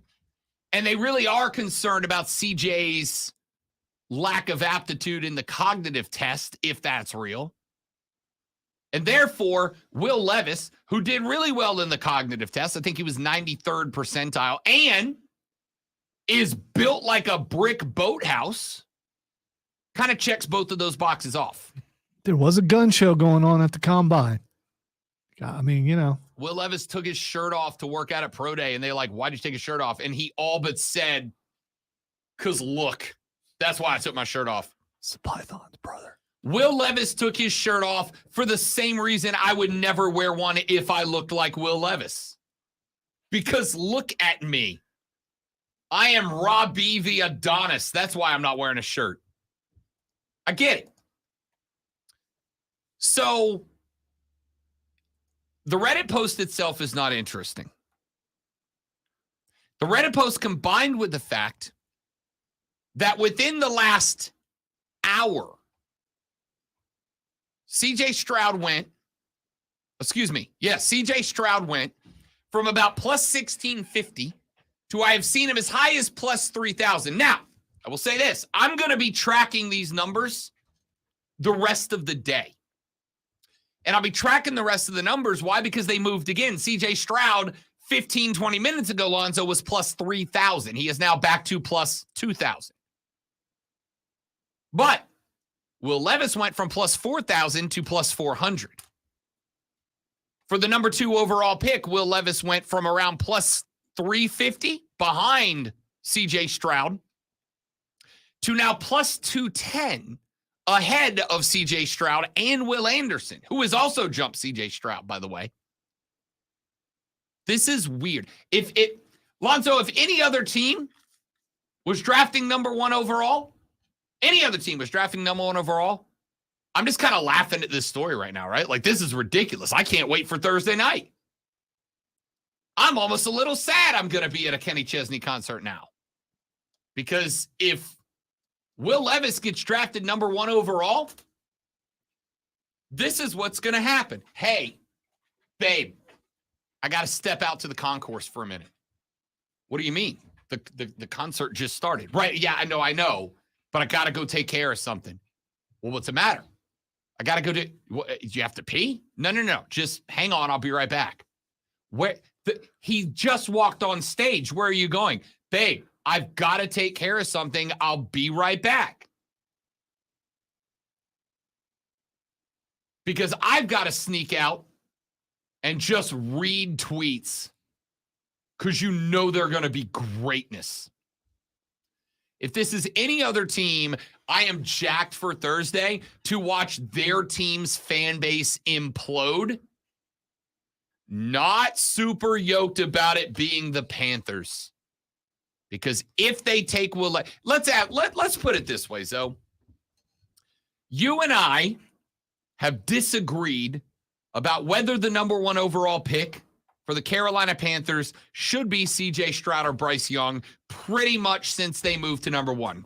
We agree on that. Yes, absolutely. Do we also agree that Will Levis is not the number 1 overall pick? We agree that we wouldn't pick him number Okay. 1. He could actually be the number 1 overall pick. What do you think Thursday about all night. this? What do you think about all this? As a non-betting guy, what do you think about all this? I think this is someone having fun. I just really do. I hate that I'm so cynical. What if the Panthers orchestrated this whole thing just to make the draft interesting? Because for a while there, it was pretty boring. It was going to be CJ Stroud. Then it got interesting because the S2 scores come out, and now it looks like Bryce Young's going number 1. Now, 2 days before the draft, suddenly Will Levis is going number 1. Would you put it? Goodell's back there just having fun. I mean, he's got like a group of guys around him. All right, you hit Reddit, you over there. I want you to send a tweet. I want you to do this. I want you to do that. We're going to strum up some interest for Thursday night to boost the ratings because no one's going to know who's going number one. Don't you enjoy this more than the fact that you're steadfast and you've been pretty sturdy on the fact, literally and figuratively, that Bryce Young is going to be the number one pick, and now there's some uncertainty creeping in? Doesn't that make it more fun? I think it makes it more fun. Here's what I'm going to say. Reality television has been on television for as long as it's been on television for a reason. It is because, as much as Americans love to say, I don't like drama, I don't do drama. The hell you don't. We all do. The Real Housewives of 93 different cities wouldn't exist if women didn't hate drama the way they claim they don't. On the men's side, sports would not exist if we hated drama the way that we all claim we hate drama. But the reality is, none of us hate drama. And this is now drama. So, you know what would make it even better? And I know they won't do this. You put all three tables close to each other. Levis, Stroud, and Bryce Young, and make all their phones ring at the same time. You're evil, man. And the way you know the number one pick is the guy who stands up. Just got this tweet. Rob, I really hope Will Levis to the Panthers thing is true. Signed, Falcons fans. I like I said, I don't think anybody but Bryce Young is the number one overall pick. I don't think that's changed, to be honest with you. I am interested in all Are you this. 100%? 100%? No. Okay. No. Like 83.67%. All right. 2 hours ago, what was your percentage? 99. Okay. All right. 2 hours ago, Lonzo, 19 minutes ago. Yeah, I couldn't remember how long ago it was. Not that long. Yeah. 19 minutes ago, I was 98.5% sure it was going to be BY. Now I'm like 82%. And again, if it was just some Reddit post, whatever. It's some guy boat posting. But Vegas doesn't adjust their odds like that hard, that quickly, right? This was not a quick rise in the odds. This show opened with Will Levis at plus 4,000. It is now plus 400. There's something to be said for that. We love some drama. And let's just call it like we sees it on this one, ladies and gentlemen. Thursday, 7 p.m. just got really dramatic really quickly. Like real quick. Again, I don't think anything has changed. But that is, as a gambling guy, a wild overcorrection. That's huge. Just enough to make you put some money down? Especially since you might be losing money on the other part? Honestly. I mean, listen, I'm going to say yeah, and here's why. I got Bryce Young at plus 250, I think. I got Bryce Young at plus 250. I might put some on Will Levis at plus 400 and hedge a little bit here, right? If BY is the guy, great. If Levis is the guy, I lost my BY bet, but I'm making up for it with the plus 400. I just don't know, man. I just don't know. Like, I wish I had better analysis for you. But the problem here is it seems to have been triggered by a Reddit post, which is nothing. But Vegas just corrected a guy's odds by 3,600 points on the betting line. That doesn't happen. That just does not happen, man. Anyway, let's take a break because I got more stuff I want to get to. Oh yeah. Oh my goodness. My bad. Let me get Warner in here. Warner has been more than kind to listen to me ramble about Will Levis. Wants to talk a little Oakland sports. Warner, thank you so much for hanging, big dog. Good to have you on the show. Hey, thank you. I just wanted to say that, one of the big reasons that they're leaving is taxes. California, you got 15% personal income tax, and Nevada, you got 0. And California, you've got huge property taxes and much lower in Nevada. So not only will the owners make 20% more money because of the savings in the taxes, but they can pay the players 20% less, and the players still take the same amount home. And I think that's why they're moving out of California. Do I think that there is the potential for that to be the reason, Warner? Absolutely. Do I think that is the reason? Absolutely not. No, I don't. And I'll tell you why. The Golden State Warriors were in Oakland. They moved literally across a bridge to go to San Francisco and play in the Bay Area. There are more professional sports teams in California than most other states, and they are the ones that are moving right now. The Raiders did it because they got their new stadium that they wanted. I assumed that the A's in some part are doing the same. I'm not saying there's no reason or that's not a reason that they're moving, Warner, but I do not think it is a primary reason that they're moving, although I could be wrong. Yeah, 20% is a lot of money, especially when you're talking, hundreds of millions of dollars. I don't disagree. And Warner, I appreciate the call, buddy. Thank you very much for checking in. The other aspect of that has to be discussed is that there are tax incentives for sports teams, right?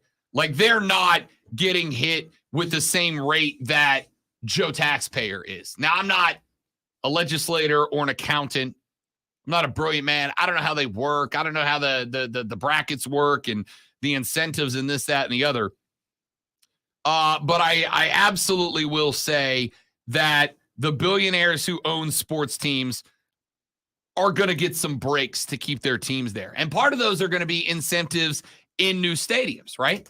Keep in mind, that's one of the reasons that the stadium discussions have been so contentious for so many years is that billionaires ask for huge tax breaks and incentives and this is and that's and the others from the localities they want to build stadiums in order to build those stadiums that they then profit off of. And there are more and more cities that are saying no, right? Oakland said no to the first idea or two from the Athletics, but then they started trying to come up with a plan to work together to get a stadium by the water, and that's when the A's were like, no, we'll just go to Vegas. Warner, I'm certainly not saying you're wrong. I have no doubt that income tax. Tom Brady, part of the reason Brady picked Tampa Bay was what? Florida's got no state income tax. Yes, there are absolutely tax reasons, but I don't think it's the primary reason the A's are moving. I appreciate that phone call, Warner. Thank you very much for the thought. Let's take a break. We'll come back. Got like 3 or 4 stories I want to run through before we get up out of here for the day on the Rob Brown Show on the Fan Upstate.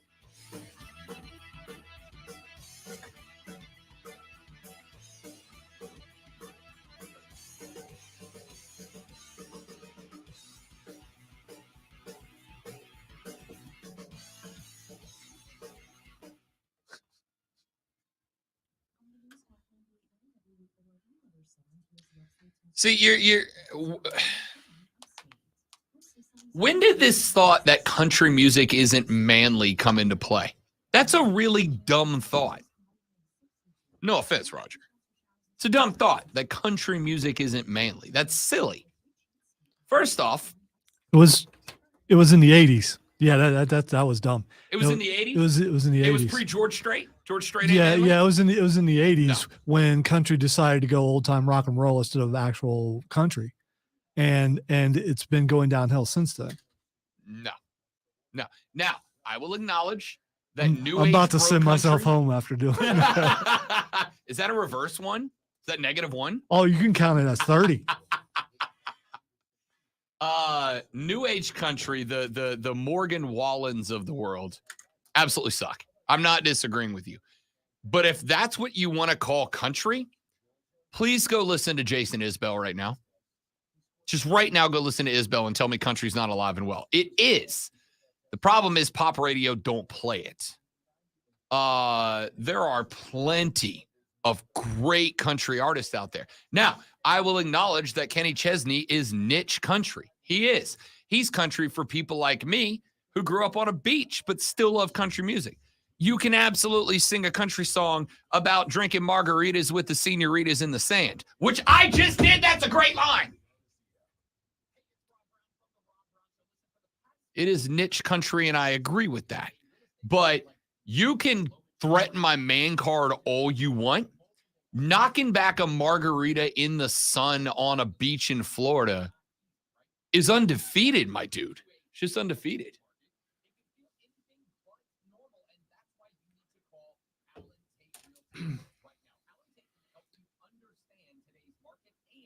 I was just relating what I've heard. That's all. And I remember the country boom back in the 80s when all my friends, probably more like early 90s, decided to become country fans when they never had been before. And how all the old country fans talked about how downhill country was going. And it Well, steadily went downhill since then. I think I personally hope it dies completely, but that's just me.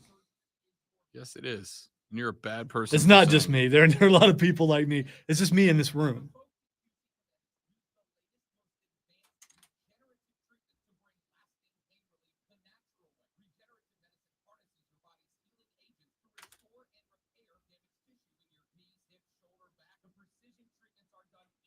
Kevin, dude, you're taking everything so personal. I get it that your quarterback is now Josh. And so you just mad, Josh. It's just Josh. So now you're just mad about everything.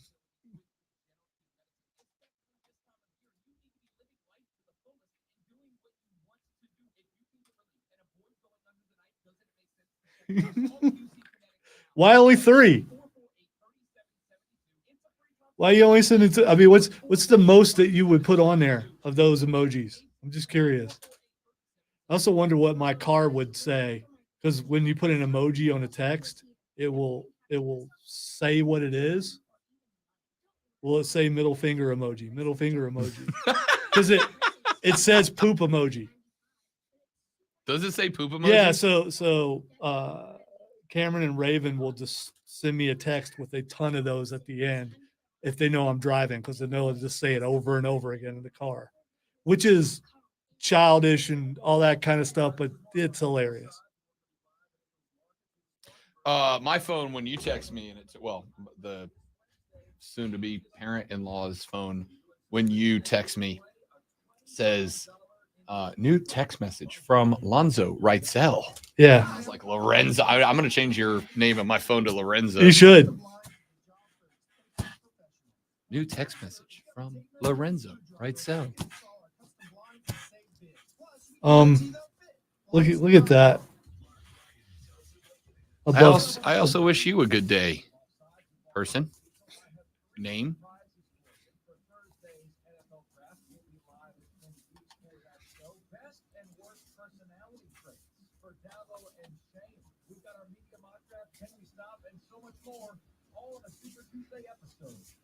James says Lonzo is right, and all I hear is Howard Johnson is right.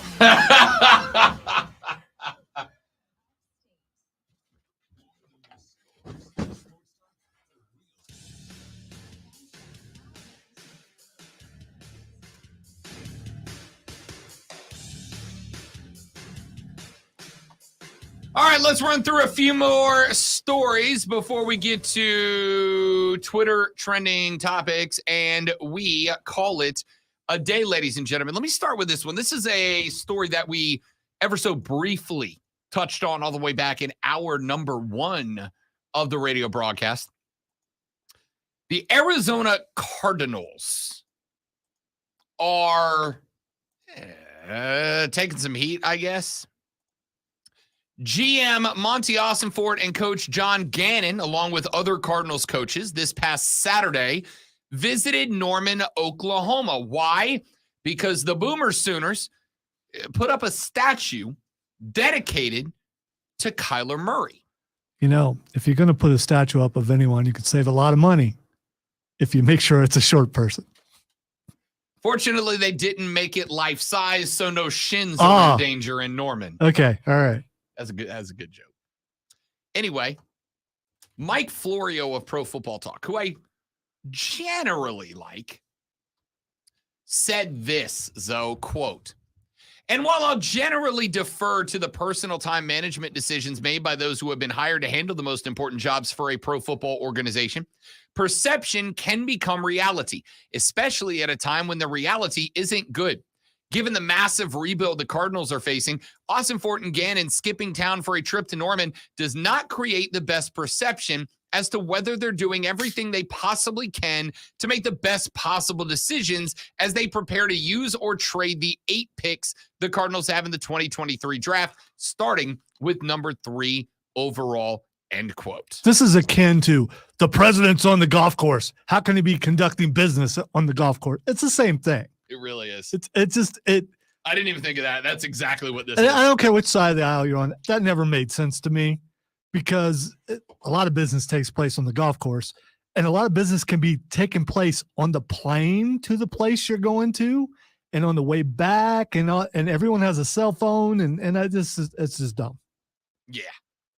I mean, good for Kyler Murray. It's not every day you get a statue made of you. I have had 0 statues made of me thus far. So far. I hope to change So that far, one day. yeah. I really do. We got plenty of space out front. I'm just saying, you know, I would like mine on the corner, so you could see it from Woodruff Road and from Garlington. I don't mean on the corner because of solicitation or something. I just mean, you know, I want it to be visible. That's all. For the record, I didn't even think about that. It will be a sturdy statue, so it might be visible from space. Let me just say this. Forget which is correct. The president's playing golf conversation. Let's look at this from another perspective. Kyler Murray is locked in as the QB for the Cardinals for like a hot minute, right? They gave him mucho dinero to be the QB for the Redbirds. Kyler Murray and the Cardinals are trying to turn the page. Wow, wow, wow, wow. Metallica's version's good. Like real good. I like Metallica's version better. That's on the short list of songs that I think the cover might be better than the original. I'm not a Seeger guy, so. See, I'm a Seeger guy. I think Seeger's had a little more soul in the vocals, but Metallica just grinded. All right, anyway, not the topic. Yeah, but when they talk about long hair, I get it from at least some of them. I don't from him, but you know. On the road again. Okay, so the Cardinals and Kyler Murray are trying to turn a new page. There was a lot of interesting discussion last year, including some jokes that Zoe and I were making when Kyler Murray got a homework clause in his most recent extension. That Kyler had to spend X amount of time and had to prove that he was spending X amount of time studying the playbook of the Cardinals, watching game film, etc., because the rumor has been out there for a while that Kyler puts more time into Call of Duty than call of his job. Supposed to be pretty good at Call of Duty. So I mean, supposedly. Yeah. So it's probably a good call. As much as getting the number 3 pick right, as important as that is to the Redbirds, I would also argue that if you truly are making Kyler Murray the longtime franchise quarterback, it would be pretty important to, have a good relationship with him. And flying especially after that clause. Yeah. You get this is a make good out, trip. that's our bad, dog. Yeah, it's a make good trip. That's what it is. It's We fired that guy. We fired Yeah, the GM yeah. and that coach. We got you some new guys. That's our bad, dog. So to have them fly out to Norman to be there for the unveiling of a statue, pretty good moment in the relationship, right? I think all of us in romantic relationships have at one point or another had to forgo something maybe that we wanted to do. Heck, maybe that was even important for us to do in order to be there for our partner. We've all had to do it. You got to give up X so that you can go support him or her at Y. That's all the Cardinals did. I think Florio might be little out of his depth on this one, if we're being honest with each other. Jimmy Buckets went off last night, or as he was called on the text line earlier, me Buckets went off for 56 last night. And would you look at that? The Miami Heat, a play-in tournament team. I was told, ladies and gentlemen, that the play-in tournament games are bad for basketball and that the teams in the play-in tournament don't deserve to be in the playoffs and that the teams in the play-in tournament shouldn't be there. But yet, here are the Lakers leading the series against the Memphis Grizzlies 3-1 after taking them to OT and Braun putting up a 20-20 last night. Here over on my right hand is Jimmy Buckets and his play-in Miami Heat, who have now driven the Eastern Conference's #1 seed to the brink of elimination. Now, granted, they don't have Giannis Antetokounmpo because of that back contusion he suffered earlier in the season. But hey, injuries happen all the time and everywhere. Do I think that the Bucks would be on the brink of elimination and staring a trip home in the face if Giannis Antetokounmpo was available? No, but he's not. And what did the Heat do? Take full advantage. Remember, the Grizz didn't have Ja Morant for Game 3. What'd they go do? They won the only game that they could. Here's the thing. The play-in tournament is good for basketball. And it gives teams that maybe were dealing with long stretches of injury in the regular season. Maybe they had a little bit more difficult schedule than some of the other seeds did. It gives them an opportunity to redeem themselves in the playoffs for maybe variables that weren't under their control in the regular season. And here's not one, but two play-in teams, the Lake Show and the Heat, that have stars doing star things and have now driven two of the top seeds in the respective conferences to the brink of elimination. Playoff Jimmy is legit. 56 last night. A 22-point first quarter. 20 of those points had no other Heat players score during the run. He finished with a 21-point fourth quarter. He clawed the Heat back from a 12-point hole. They won 119-114. Speaking of the Lakers, forced to play in the fourth quarter for a stretch of time without Anthony Davis, who was not only banged up, but had a little foul trouble to go as well. You don't have to like him, ladies and gentlemen. You don't have to love him, ladies and gentlemen. Hell, you can dislike him for any reason you want. He gets all the calls. He's soft. He's too political. You can say whatever you want to say, and you can say it for whatever reason you want to say it. But ladies and gents, LeBron James is still that dude. Still that guy. Last night, the Grizz had the Lake Show in a hole.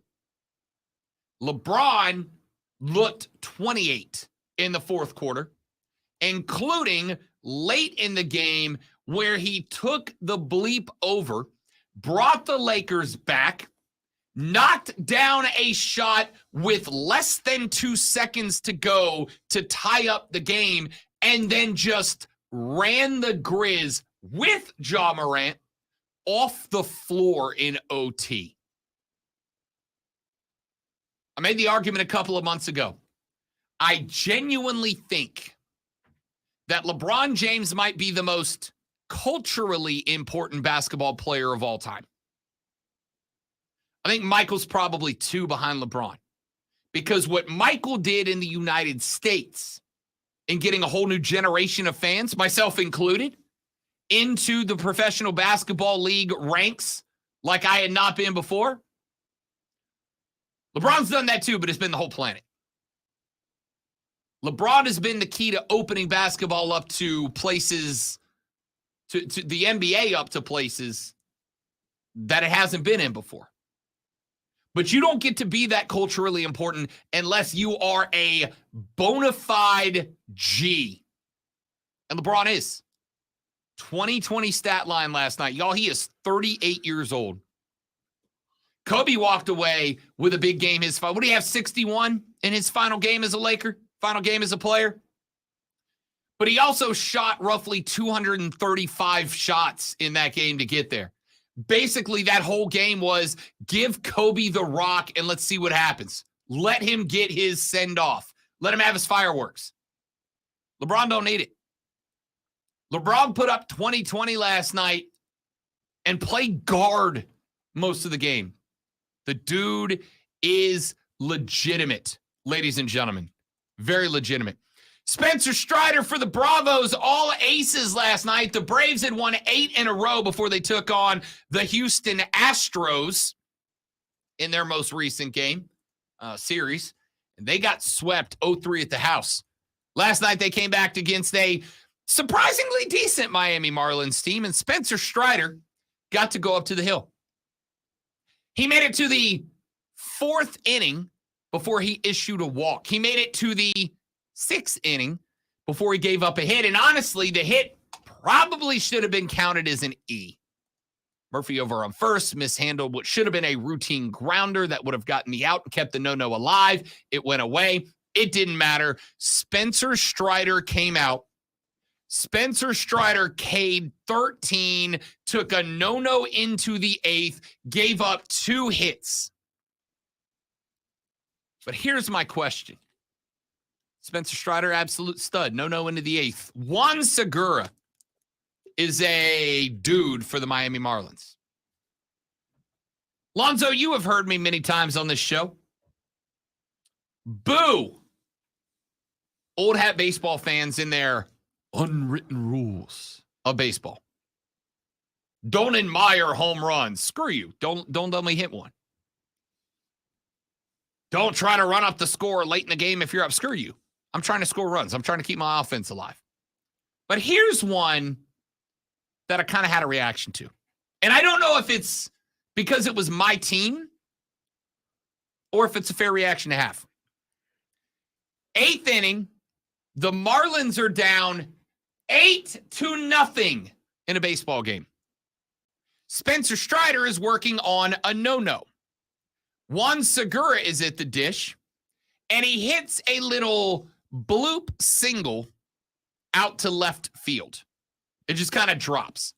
There's no power to it. There's no gas. Basically, he was just swinging to see what happened. He happened to bloop one out to center left. Here's my problem. As he trotted down to first, Lonzo, he looked over at Strider, whose no-no he had just corrupted, which is fine. You got to hit. That's baseball. You're supposed to. He looked over at Strider, carrying his bat, smiled at Strider, not like, haha, got you, like, sucker, and then did a bat flip. Now, bat flips after home runs, all day, every day. Flip that thing up to the stadium lights. I'm here. Home runs are hard to hit. The best in the world get 60 in a year, and that's rare. They're hard to do. So you hit a dinger, flip that thing in a low Earth orbit. I'm fine with it. But you hit a bloop lucky, 1-out single to left, ruined a no-no, stare the guy down, and flip the bat in his face. That's like posterizing a guy on the basketball floor, Lonzo, like down 22, and you dunk on a guy and power slam him and come up staring like, dude, you're down 22. Maybe calm down. That's bad form, right? That's bad. All right, form. what inning was this in? The 8th. They're down 8-0. Yeah, so what you're saying is a pitcher has never been so bad to give up a bunch of runs to where a team could come back from No, being no, no. 8 down. Listen, if you go out there and you hit the single and you leg it out, and you truck the first baseman trying to get on, I'm down for that because you're right. You might all you needed was 2 4-run innings. 4-run innings happen all the time. No And problem. you could get in that pitcher's head after he was doing so well, So and you're you saying it's stopped fair? him. You're saying Yeah. it's fair to bat flip for breaking up a no-hitter in the Yeah, eighth? yeah, because you even prefaced it by saying maybe you're thinking differently because it's your team. That's what you're doing. You're thinking it? differently because it's your team. Yeah, if I'm it's not fair, alone. Joey B just said he'd take a pick-off throw to the ribs after that garbage. hey, that's fine. If that's what you want to do, and he probably knows that there's a risk of There's that a happening. receipt. But the thing is, he'd have to get back around again for you to hit him. And you know what would have to happen then? They'd have to get a bunch of hits for him to get back around again. And if so, then they're probably going to win the game, right? I mean, You think about it, in order for you to have a shot at him again, how many runs have to score in the 2 innings that are yeah, left? I mean, yeah, you're not wrong. You're not wrong.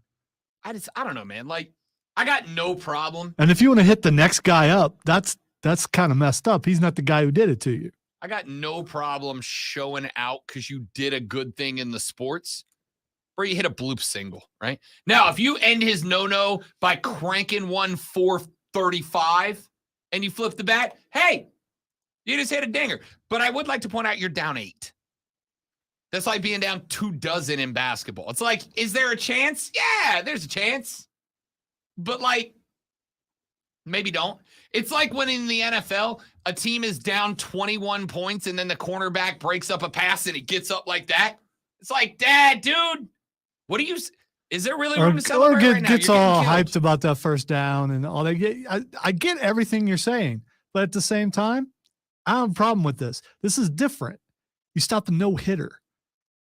I mean, that's a big deal. And I think too many people respect that to not get happy when you stopped it from happening. I mean, technically, you stopped another piece of history. You didn't get it because of me, and that's Yeah, but you still ate a big L. 11-0 was True. the final score. true. But are you really talking about the loss? It's So you're fair. more so talking about what he did. That's fair. All right, how do y'all stand on that? Let's take a break. We'll come back. We got to wrap this thing up. Twitter trending topics, and the end of the show's next on the Rob Brown Show and the Fan Upstate.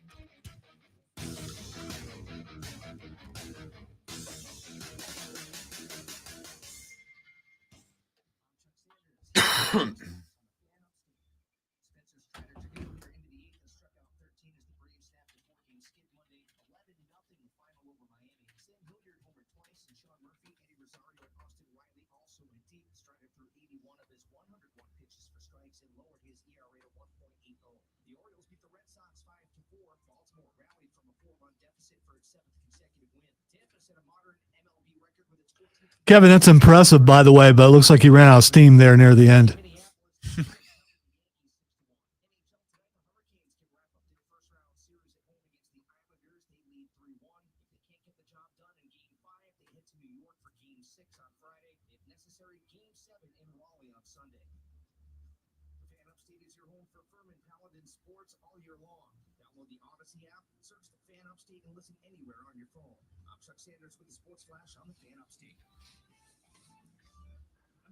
Also, those things, I don't know what they're made out of, but I don't think you could throw them to actually, so you'd actually have to slap me with them. And that means you're threatening me with violence. Don't make me have to, have authorities there.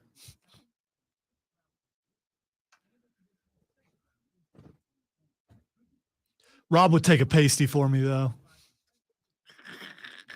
I mean, you're the one who went to buy a compression shirt, which is just a big pasty. I haven't bought it yet. I can't find one.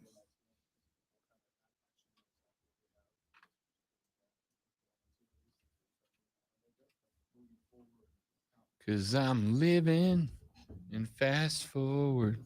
Are you singing country Give me a again? Come rock on. Star out of control. Cause I'm living in fast forward.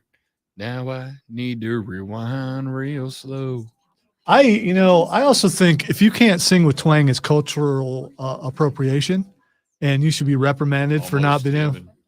West Virginia, Blue Ridge Mountain, Shenandoah River.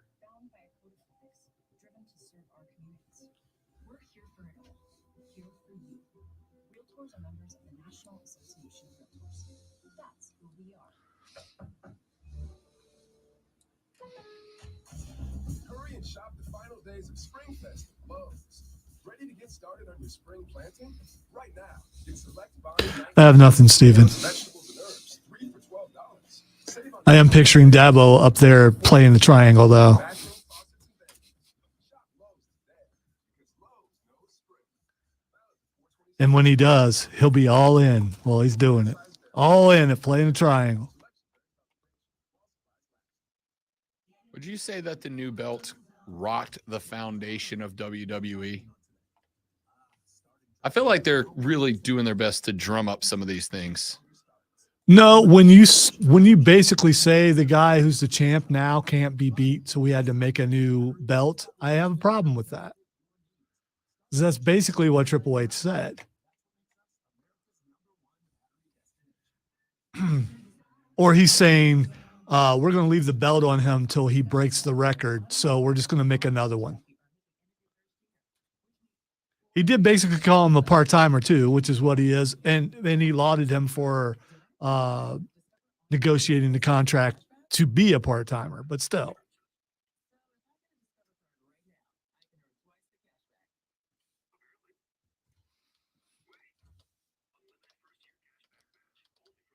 No, there's only 2 A's in Aaron, not 3.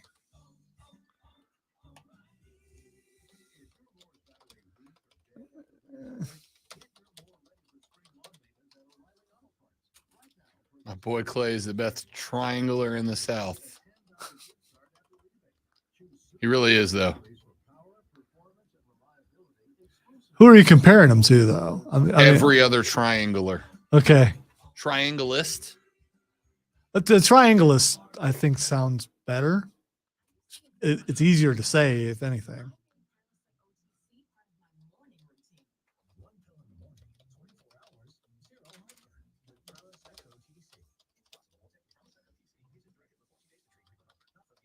This afternoon, tons of clouds and sun with a high of 66. Weather brought to you by Total Wine and More. At Total Wine and More, save big on what you love this month with hundreds of deals on amazing wines and spirits. Love what you find at the lowest prices only at Total Wine and More. Drink responsibly. B21. From the Ingles Market Studio, the Upstate, 97.7 FM Green Bay, 97.1 FM. from the Philadelphia CBS Sports Radio. No, Ron Brown Show presents Twitter. All right, quick. The first thing that's trending is CM Punk. So, rumor is CM Punk was at Monday Night Raw last night, which was in Chicago, notably the hometown of one CM Punk. And then the secondary rumors came out that CM Punk was told to leave. Told to leave, according to reports by Vince McMahon. Yeah. So, a couple of possibilities here. The first is CM Punk is still friends with some of the people on the roster, and he just went to a wrestling show. Now, of course, they might have just let him backstage because of who he is, whatever. But he may have just been there to enjoy the show. Second option is that Punk was there just to get his face on TV. He's a famous person. Literally, our job is to get as much attention as possible. No, he walked in like everybody else, and people just thought he belonged there, and that's what happened. Yeah. Third option is CM Punk was there. He was going to do a DX invasion angle, make a clown out of himself to get on TV, trying to get his AEW contract up because, hey, look, I brought your product's attention to WWE. I don't know. I don't care. I'm halfway through Raw. The new belt's pretty good looking belt. I just don't know what the point of it is. Honestly, The point is to say that the champ now can't be beat until he breaks the record.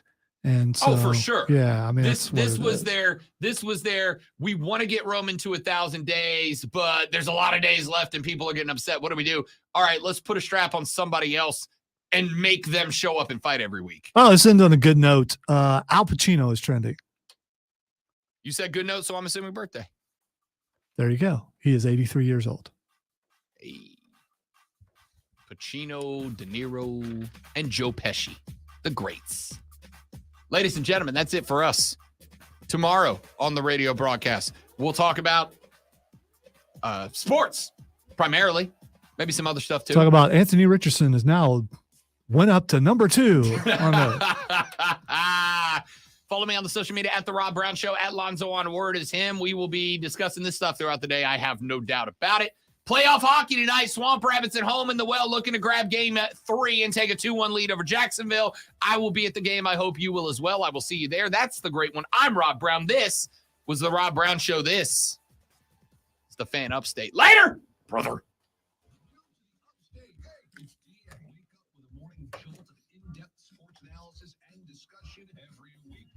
All right, now I want to see it. Let me see if the odds have moved anymore since the beginning of this hour. NFL draft futures. Excuse me. Did it move? Levis is now plus 250. Huh. Another 150 points up. Huh. Now, Bryce Young did not move at all, but Levis is up to plus 250.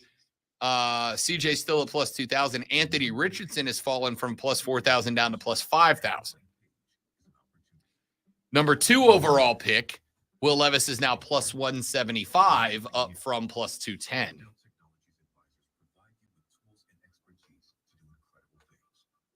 CJ Stroud. Let's see. There is no pick in what CJ Stroud is the favorite to be the pick.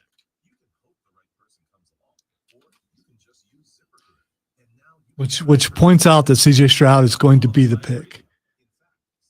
And the Panthers are going to come out and go, gotcha. This is wildly interesting. Is this not interesting at least? Like, it's interesting, right? Yeah, it's interesting. I love that people don't know now. It'd be boring if they actually do go. At KC Chiefs, Chad 20 said if the Panthers take Levis at number 1, just go ahead and burn down the facilities.